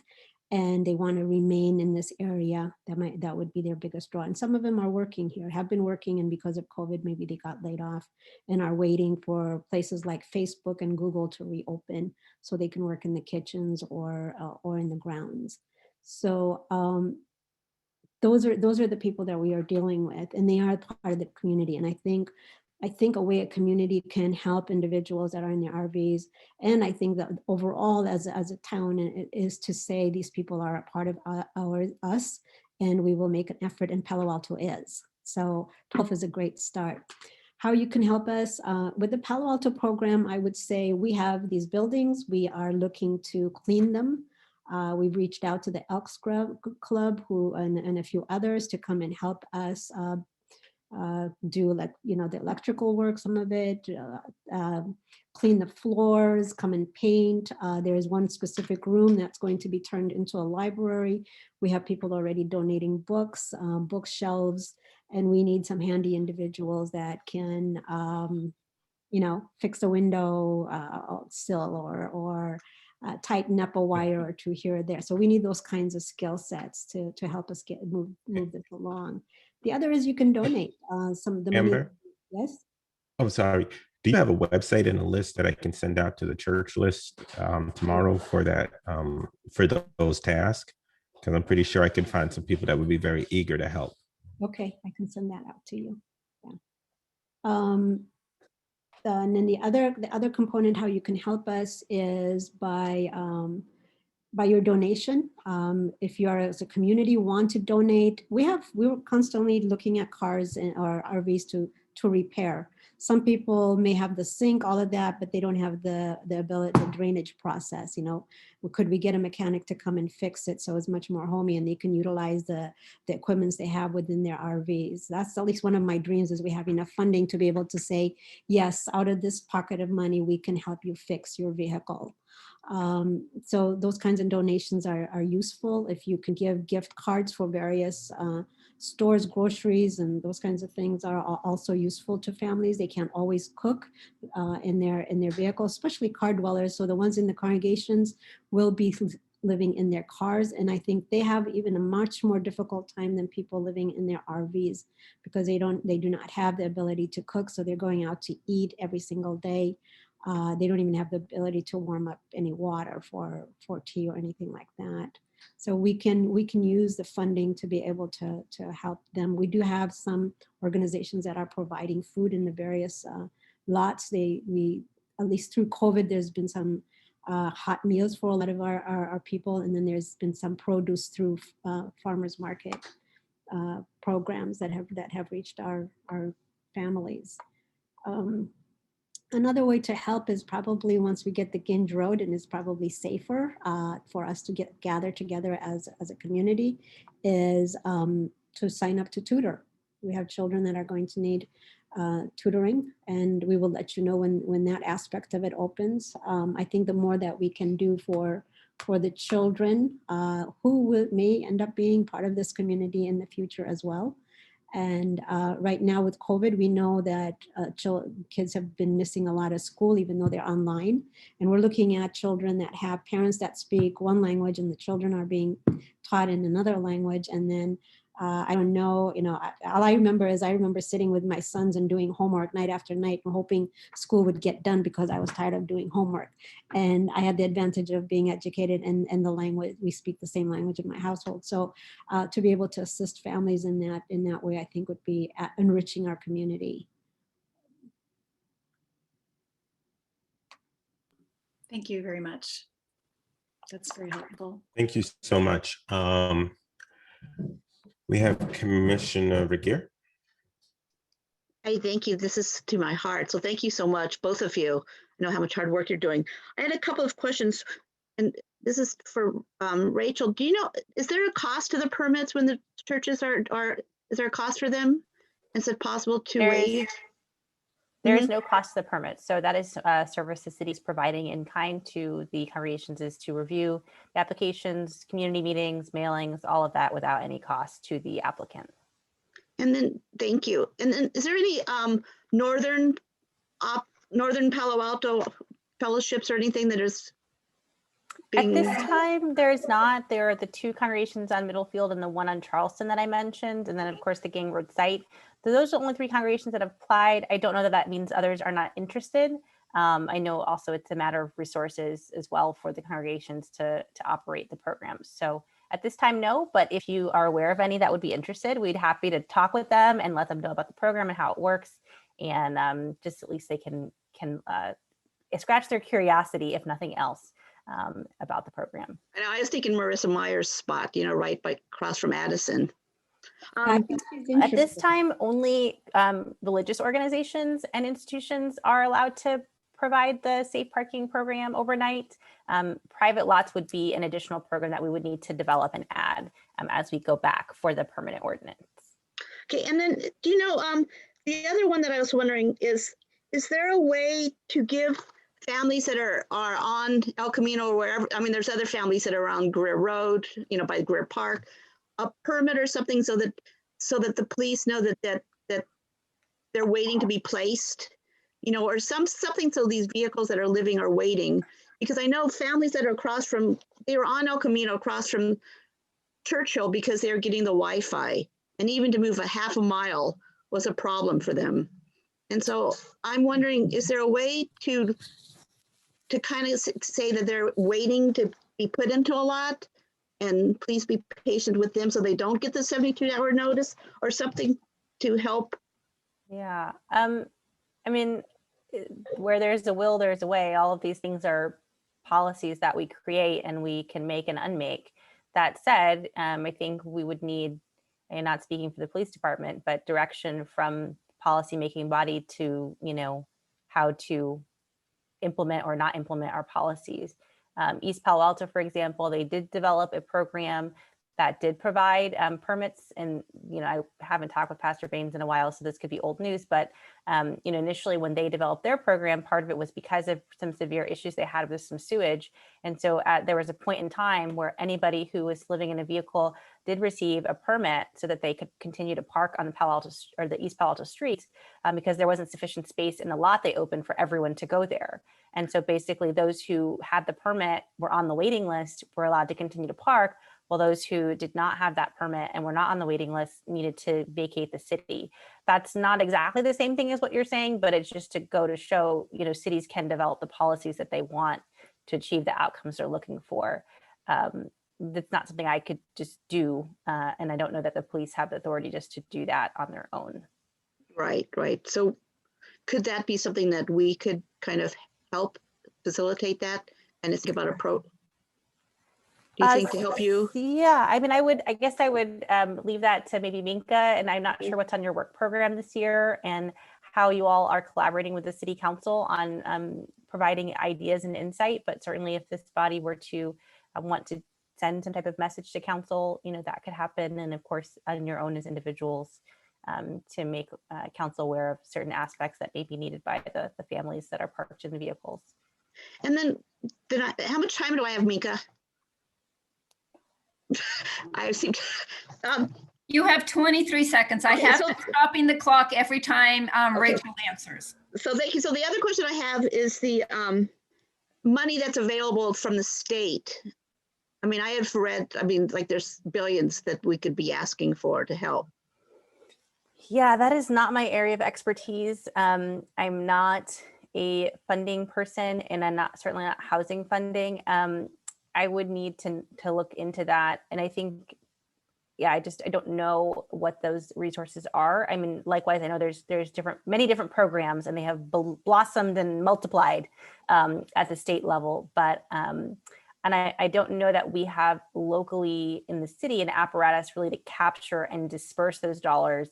In some ways, the county is a better partner because of their experience, and they kind of have the administrative wherewithal to handle those dollars. But certainly we would love to see them directed to serve Palo Altans and folks in our community who are unhoused. And so I think that would be more of a question of collaborating with the county, finding ways and areas to direct the funds, and to the degree that the city and other community partners can help to provide that insight locally of like, where would the money go? How could it best be used? And developing positive community support, you know, for using those funds in Palo Alto. So I guess I guess my time is up. You have 10 seconds. Okay, because I guess it seems like that could be kind of maybe the planning commission could help. I mean, there's no one really specifying to help the homeless or the unhoused. You know, there's no little area, and that's what I think is needed in Palo Alto, is to think about the unhoused and people. And I mean, like I've heard like there's Project Home Key and other money that's out there, but it seems like there's no one in the city that's kind of geared towards that type of. Yeah, am I correct? I would be better to answer that, I think. I would say there have been city staff that have been in dialogue with the County of Santa Clara Office of Supportive Housing to talk about room key, home key, and other funding opportunities. So we are continuing to explore that and other collaborations with the county. And we also, the city has and the word is going to escape me, but we do have a staff member that is in regular contact with an agency that is tracking certain bills and certain funding opportunities for us. And we have asked them to mark opportunities for funding for housing and for the unhoused. So I think as we continue to work on these issues, and there will be some news soon about a report to council on the unhoused. And when we have that specific date, if it's finalized, then I can let the HRC know when that is going to happen. But there will be a briefing to council on issues related to the unhoused to ask for their feedback on direction. Yeah, I'm just specifically asking about money that we could get more than a study. That's what I said. We are looking into that. Okay, thank you. And I think your 2 minutes are up at this point, but thank you. Commissioner Savage. Yeah, well, most of my concerns and questions have been addressed and answered by previous commissioners. But, the initial presentation by Rachel, it just sounds like from inception to completion of the parking program, all the bases have been covered pretty much, regarding cleanliness, noise, safety. So yeah, it's just, we're on the right path. More to do, but we're on the right path. Thank you. Vice Chair? Yes, thank you. Thank you, Rachel. Thank you, Amber, for tonight and for all the work that you've done as a foundation to get to tonight. I did have some questions. We talked about, Rachel, a qualified safe parking partner that was needed to operate the congregational lots. How does that work financially? Do the housed vehicles or parked vehicles charge the city, or how are the partners paid? That's a great question. I can answer a little bit of it. So for example, at the site, the Gang Road site, the county is covering the costs of that, and they have a contract with the safe parking operator, which is Move Mountain View, and then they're paying them according to that contract. With the congregation-based lots, Amber, can you speak to how you set up your arrangements with the congregations? I don't believe, though, that any of the parked vehicles are paying any type of fee. Amber, you're on mute.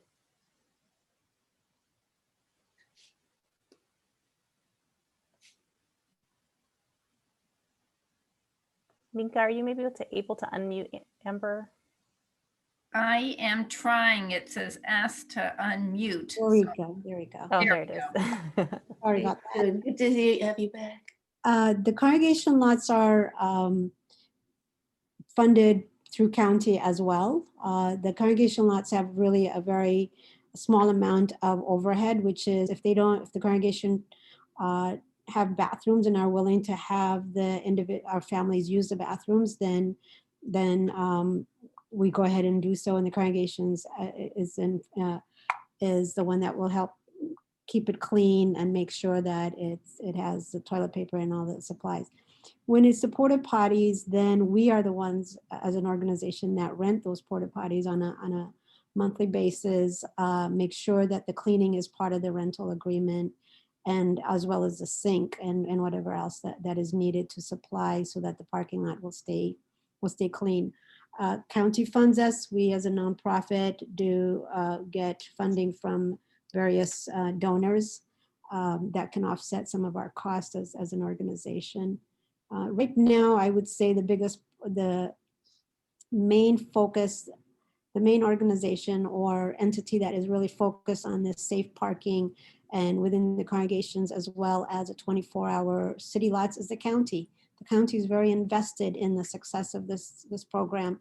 And I think one time talking to Joe Simidian's office, that we were kind of dreaming in terms of maybe this is something that will happen in the Tri-Cities, Sunnyvale, Mountain View, and Palo Alto, some kind of a coordination program that would serve the vehicle dwellings within these cities. So it is a county funded. It is part, I would say a lot of the credit goes to the county for dreaming and making this happen. We just happen to be the instrument that carries their the torch and does the work, but it's really very much a county program. That I like the thank you for the support for the county, and I think the tri-city approach in the northern county would be a nice way to keep some attention on the northern part of the county when we merge with the county. I wanted to ask about the it's called the pilot program, and I thought I read in the code that it was supposed to end in 24 months or 2 years. And right, we wanted to come back and have the permanent ordinance by spring, like this time next year, essentially. So I think March of 2022. And I think, and this is testing even my memory, I would have to go back and look. We did have initially in the code and that proposed in the interim ordinance a sunset date. And I think council actually removed that. That way we would have still the goal to come back, but not necessarily a time pressure of it needing to happen like, you know, by a certain date or else. Especially concerned that then would permits lapse, would they not be valid anymore, kind of things like that. It's still my goal to try to come back to council by this time next year. We do want to at least get a few months of observation from some operating congregation sites and also from Gang Road so that we can go back with some good data and information. Okay. Do you have any idea what the population of homeless is now? We were working with 2019 numbers. Yeah, we don't have the point in time count. I don't know that it has been rescheduled, but hopefully it will be for later on this year or early next year. We understand that the population of unhoused persons overall in the county and sadly in the United States has gone up. And we are not alone in that. So I know we have the 313 number from 2019.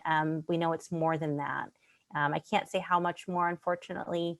I'm not sure, Minka or Amber, if you have any other good data or estimates, but hopefully we'll get some better estimates as the pandemic maybe kind of recedes. We can resume some of our normal data collection efforts that had been going on. That makes sense. So do we have any sort of projection of what percent of the homeless population we want to serve in the lots in either congregation or Gang Road type?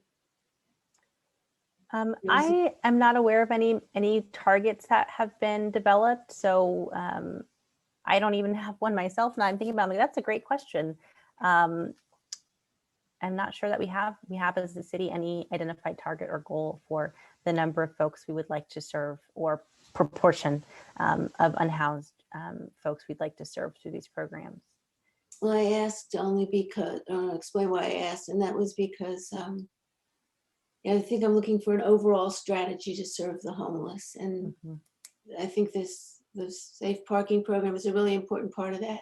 And it addresses the needs of a certain segment really well.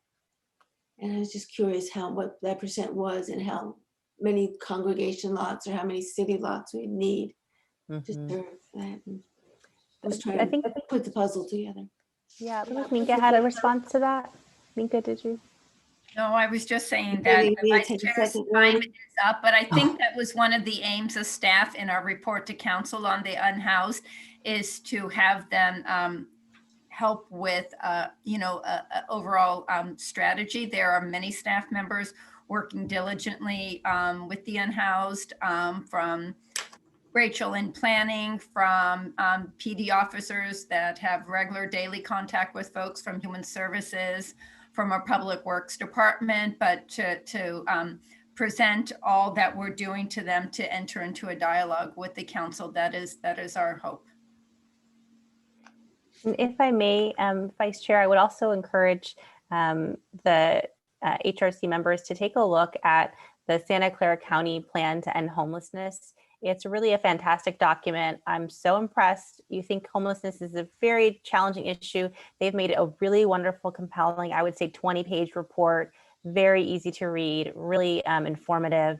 And I think something that we'll be bringing forward to our council and the other cities in the county are also considering supporting or endorsing, because then we can have a coordinated strategy. And they have 3 key strategies that they address, and it's really addressing the root causes to hopefully prevent homelessness, helping those who are homeless to become housed, and then also looking at the quality of life for those who are experiencing homelessness, and how we can help them during the period in which they are unhoused. So a really great document, and hopefully a coordinated strategy for how we can work together as a county. Right, and the HRC did receive a link to that. I'm happy to send it out if at the time that you received it did not make the real connection to this conversation or others. Let's see, I guess, yeah.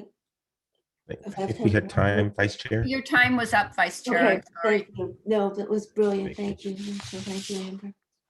All right. I have a question about how many total spots. We have 12 spots in the lot. How many are currently occupied? 7. How many people are in queue for those spots? I think we have about 5. So even if Peninsula and Highway open, we would have an overcapacity at that point, right? Or is it just more outreach would need to happen? Well, for the congregations, we're only taking people in cars, not RVs.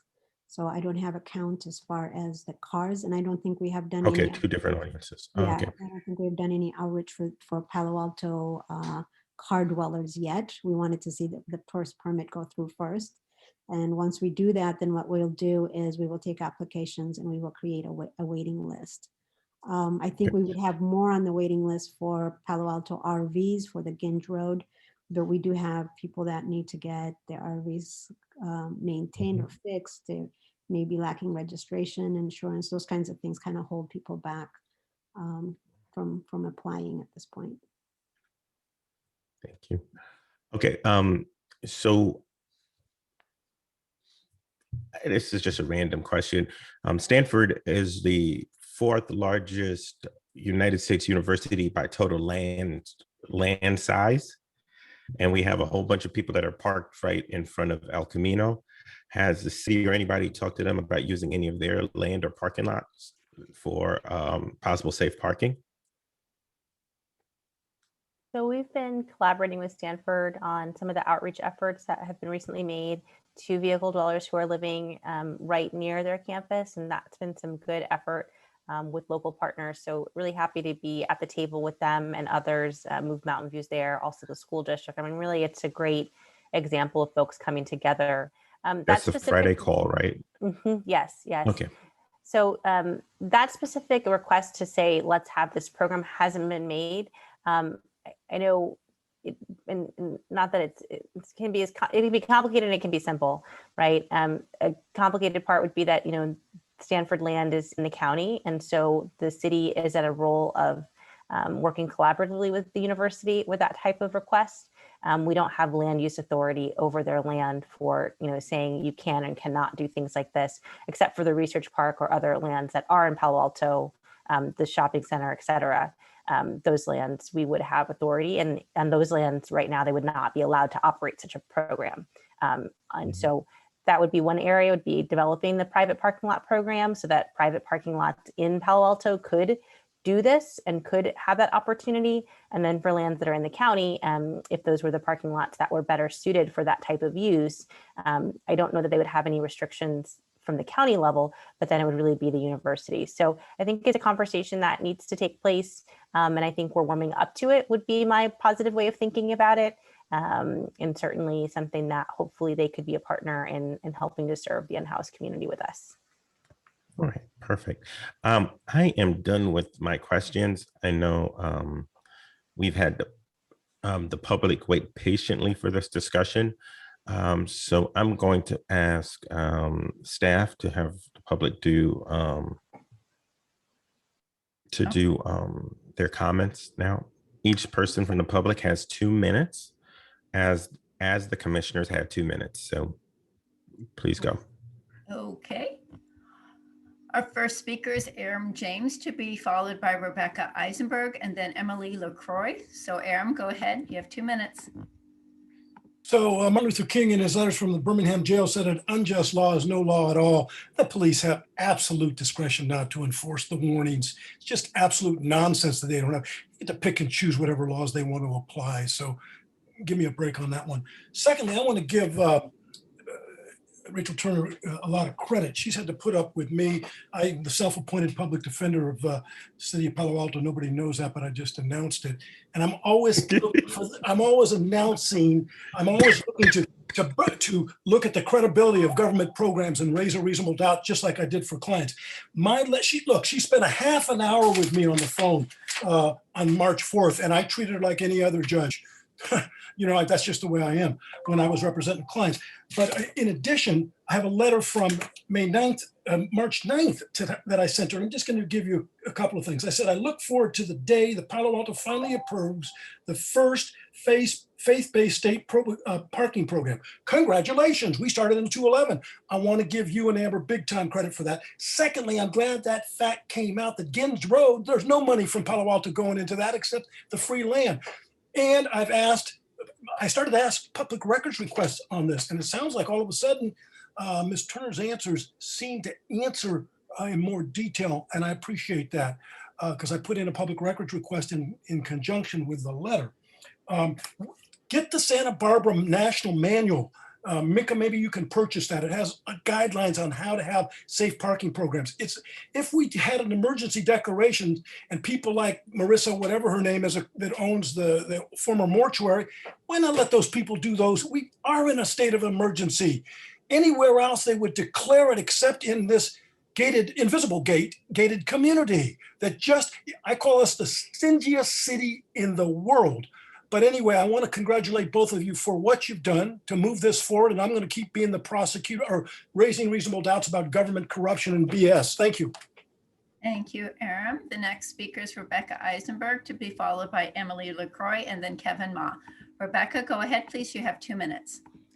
I am appalled that Rachel Tanner claims to be unaware of the state money, the $1.5 billion of state money that is available. As I personally have emailed Rachel Tanner, and I'm about to again, the very links to the program called the Home Key Program, as well as an introduction to Elizabeth Funk, who runs an organization called Dignity Moves. Dignity Moves was the nonprofit that worked with the city of Mountain View just a few months ago to acquire $12.5 million of state funding, state, not county, Rachel and Minka. I've told you guys this so many times.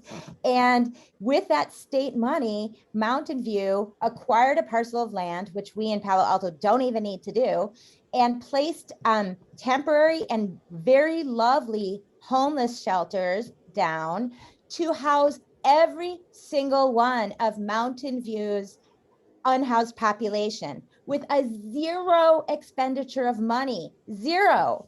It is extraordinarily disheartening and frustrating and infuriating to hear these lies from Ms. Tanner at this point. Meanwhile, the head of Dignity Moves, who also sits on the board of Life Moves, is waiting and has been begging me to introduce her to someone in the city who is actually excited to provide free homelessness shelters and help make real free parking possible. But I can't identify anyone in the city that actually wants to get this done.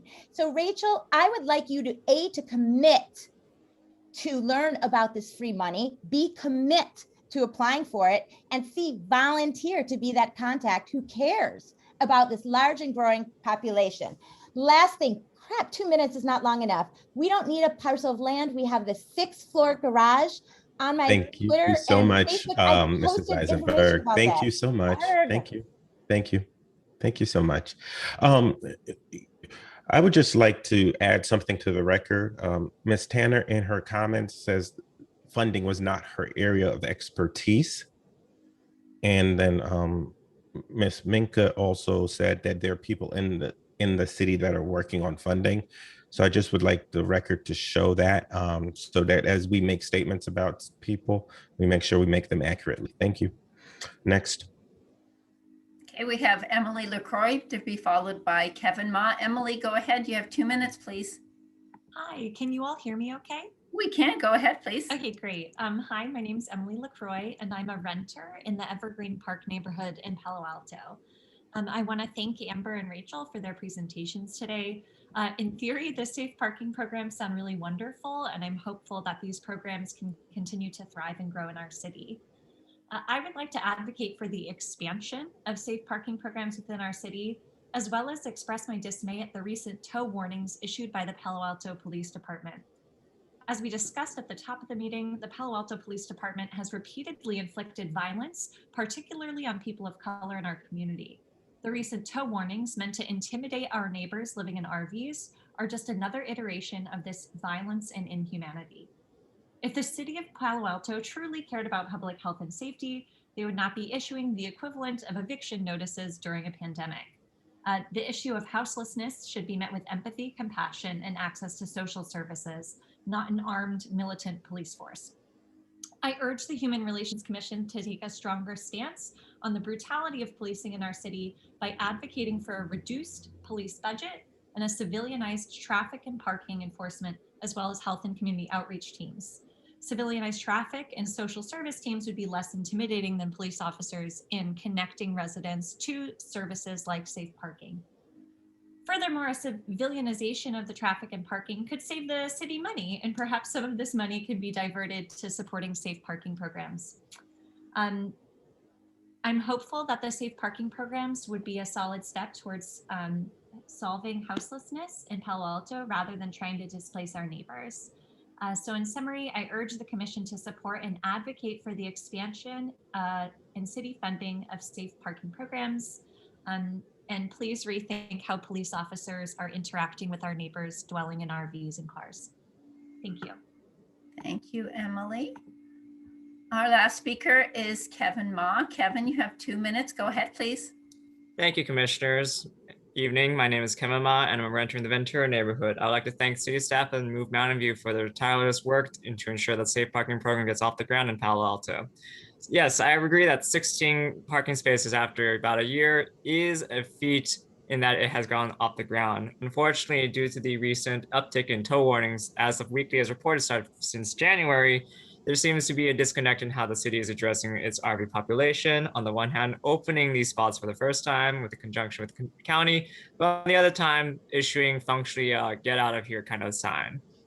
It's just the same kind of situation like if a landlord evicts a tenant, the tenant could find another place in the city, but that's not exactly the intent here, which is the issue as what the city has said in their public outreach is that the city's parking enforcement efforts are not intended to displace Palo Alto community members, but the facts are that they are, depending on the city. And within the municipal code, the key term in that section about tow warnings is shall. It is under the city's discretion in order to enforce said laws about safe parking, about the illegality of leaving your car for just 3 days, which already sounds like an arbitrary limit. And I do wish to see the city instead place a moratorium on using that, especially on those we have known to have, moved. If they move their car, there are clearly people inside. It's not abandoned. I do wish to see that instead of sending officers next time, which already cost the city with a lot due to the overtime budget, we instead send more unarmed civilian task force or civilian members of the city staff to do the work instead, because inherently, if your only interaction with the city is police, you get kind of suspicious about any kind of city help knocking at your door. Thank you. Thank you, Kevin. There are no more public speakers, Chair.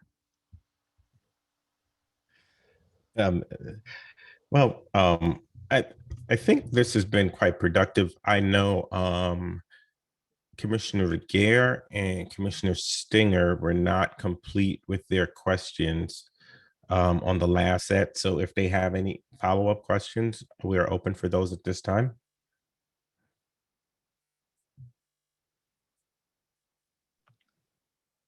Well, mine wasn't directed to the, this is Patty. Mine wasn't directed to, I'm pretty complete about the safe parking lot questions. Okay. But but I would like to have, I keep on asking to have a discussion about, since November, to have a discussion about the unhoused on streets, which hasn't been addressed. So I don't feel like this is the time, but I would like. That makes sense. But I would like to say that I keep up, since November, I've been asking that to be on the agenda. So I hope at some point soon, because I want it in December so we can talk about during the winter, because once again, these people were towed and had to leave. They weren't towed, but they had to leave and scared them. So I think that is a bigger issue that we should be on our agenda. Yes. Because last week's what happened, I guess that's my point, is last week what happened, we couldn't even bring it up during our oral communication. So I'm kind of wanting to move on and be positive. Okay. I'm going to address that right after Commissioner Stinger.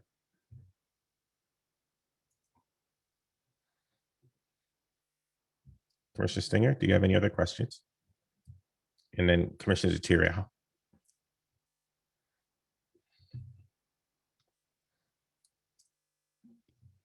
You're muted, Valerie.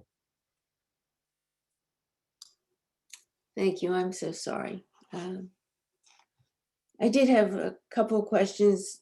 Are the households that surround the congregations, do they have any is there any liability insurance for them? The households that surround the congregations would have whatever insurance covers their property. There's no additional insurance that's being provided or required for those households. Okay. Then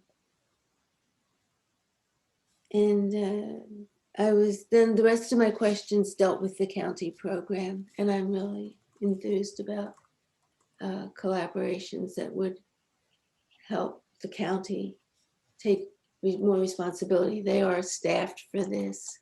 They have not more expertise, but they certainly can make a difference. We should be accessing that. Great, thank you. Commissioner Zetiria. Yes, I guess it's a bit of a follow-up to the answer of the tow warnings. I live in downtown, and I know that where I live, we definitely leave our cars out sometimes on the street for more than 3 days and sometimes weeks on end if we're away. And I understand that when there's a need for cleaning, which I guess happens on some sort of regular schedule, we get signs that go up on our street on the trees to tell us that we have to move our car, and we get like a week notice, and it's specifically for cleaning. And so I wonder, is that something that we might be able to do? I mean, if this is one of the concerns, is litter or trash, that might be a kinder, more friendly way. And in those moments, if those cars are not moved, then I guess we would identify ones that are abandoned or so I guess it's just a suggestion. And I guess I'm asking the HRC as well, if that's not something that we might consider as a more humane way of addressing some of the issues that were raised as the reason for these tow warnings, so that we're not frightening people or causing disruption, but we're treating them the way that I get treated in downtown Palo Alto around moving my car so that the streets can be kept clean.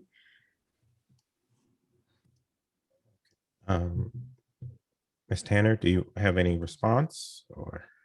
Certainly. One thing that I can do, and I know we do have a member from the police department who's obviously here to talk about a different issue, but is to convey the sentiments to the police department regarding your comments. I think it makes sense to me, and I certainly understand and can take those comments to the police department and relay that perhaps either a program that I think what I take from your comments is kind of to treat the folks who are in their vehicles living as same as they do other vehicles that are parked in Palo Alto streets, as you referenced in your neighborhood.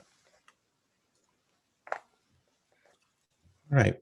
So I know we cannot go into an action tonight because this is a discussion, but I want to share a couple of really critical thoughts. Mrs. Tanner clearly has stated several times that, policymaking bodies or policy recommending bodies can make recommendations to address and deal with things. I think one of our big focuses is housing and housing scarcity. And if my phone probably rang about 50 times last week about the situation at El Camino. And I've talked to the PD and their hands are tied. And I think we need as a city to have policies. Now, who's on the committee for housing? Who's leading that committee? I was just looking that up as we spoke, and I think that is Commissioner Regier. And Okay. Hold on, let me get to that so I could speak correctly. Yes, Commissioner Regier and Commissioner Duterre. So that is fortuitous based on the conversation tonight. So they are both on the housing, ad hoc housing committee. What I want to be able to do, and I'm going to charge these two commissioners, is I want to be able to go back to council with a letter with policies that will make how we treat those on the streets of Palo Alto in vehicle dwellers before they get to the parking lot in humane ways, and give real recommendations to say, this is HRC, we did this and this, and this is the issue. I think if I was sitting on the city council, I would probably want to see those kind of recommendations now, given that the ACLU just sued the city of Pacifica for aggressive tactics towards those in vehicles. I would hate for the city of Palo Alto to be in the same boat one day. So it would be great if the Human Relations Commission could start recommending this, make significant policy recommendations like, how do we deal with people that are in vehicles? I know there are rules for if my car breaks down on the road, but what about people that we know are vehicle dwellers? Do we implement a program like East Palo Alto? Do we have like many of the public says, do we have people from some social service go out instead of the police and show them all the programs and options that we have? Is there things from the county we can do? Because I would like to go back to the council with these recommendations, because it's one thing to say we are a humane city. It's another thing to have like policies that reflect that. 72-hour, a 72-hour move notice, that's a great administrative policy. And keeping our streets clean is a great public good policy. But how does it affect the humanity of the people that are living on that street? And what do we do? So I would love to start this process in our next meeting. But what I want to do is really have some policy recommendations that we can send as a letter to the council to say, these are the things that we have gone to. Mr. James said it. He talked about the Santa Barbara manual. I don't know what that is, but I'm going to Google it and buy it tonight and read it, and figure out how we can do this in a more humane way. Because that was the impression I got last week. And, I spoke, and the police department was very responsive to all my feedback, all my requests, but they were following a policy that I don't think was that humane. So Commissioner Regier, Commissioner Tyrrell, does that sound like something we could put together, or at least start the discussion for our next meeting? Yes, with pleasure. So are you saying we could be on the agenda then? Yeah, that's what I Great. said. Yeah, but this is the thing. I want to make sure that as we do the agenda, that we can go to council before they start budgeting and everything for the end of the year. I know I'm probably going to get in trouble for this one, but we need to start really talking about how do we interface with those on the street, particularly vehicle dwellers, before they can get to Amber and company at the lots, because that seems like the big hole in our policy at this moment. It seems like we're starting to address some of the other holes, like getting the people to meet. Getting people, because Amber, what was your statistic about people in the lots after they got to the lots? What was the percentage that actually ended up in housing and XYZ? Half of them ended up in housing. So it seems to me that we're starting to get some momentum in the middle side of it, but I think we need to, as a city, really look in the front end side of it, the human side of it, and see what we can do. I have one question. I think it's Mika. Mika, when did you say the city council was discussing housing, or was it Rachel? Somebody mentioned a meeting. When is the city council meeting to discuss this? I believe it's on April 5th. The council agendas have been moving a bit just because they have been continuing some items. And so we need to just confirm that that's going to be the date, but that was the tentative date, is April 5th. Was it housing or unhoused? Unhoused. So we're not meeting before April 5th. So Rachel and I can look into that. As she has said, I know there's been a lot of things moved back, so we can check in regarding that date. Okay, thank you. Commissioner Theriault. I just want to clarify, given the direction you've just given us, Chair Smith, with both Rachel and Amber, from what I heard you say tonight, it's not just about being humane. Of course, it's about being humane, but if we want to be pragmatic, people getting tow warnings and being frightened is not actually getting them closer on the path to being able to take the steps to move away from being unhoused. As you were saying, a safe and quiet and peaceful place to sleep is part of what allows folks to think about other things and be able to make plans and build, right?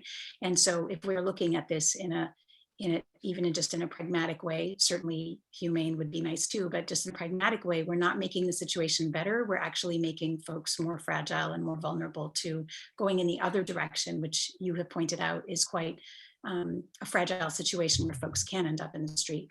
So I see you both nodding. So I think that's a really important pointer, Chair Smith, and I'm glad that you're tasking us with this. Thank you so much. And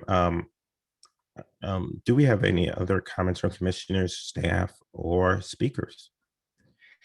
I want to thank, again, Amber and Rachel. I've had the pleasure of running into them more times I can count, but they are tireless in their work, and I, as a community leader, a leader of the HRC, and as a community leader, as a pastor in the city, am deeply admiring of your work, and we're appreciative of it, and we will try to support it as best we can. So we're grateful for your time tonight. Thank you for being with us. Well, thank you for giving us so much of your time, and we look forward to just onward and upward, serving more people. And this is one of those jobs that is not in the job description of planning and development services, but I'm certainly glad that I've been able to get a chance to work with Amber and Mika and many others on this work, and with many Palo Alto community members. So thank you all for your support and your voices.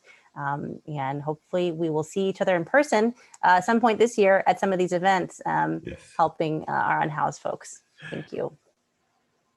Thank you very much. Thank you. Thank you. Okay. We've got two heavy presentations to go into next.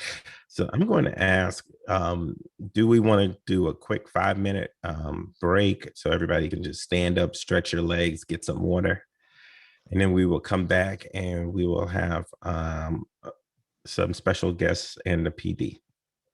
Great. I would just ask that everybody, when they do, make sure you turn your microphones off and your cameras off, please.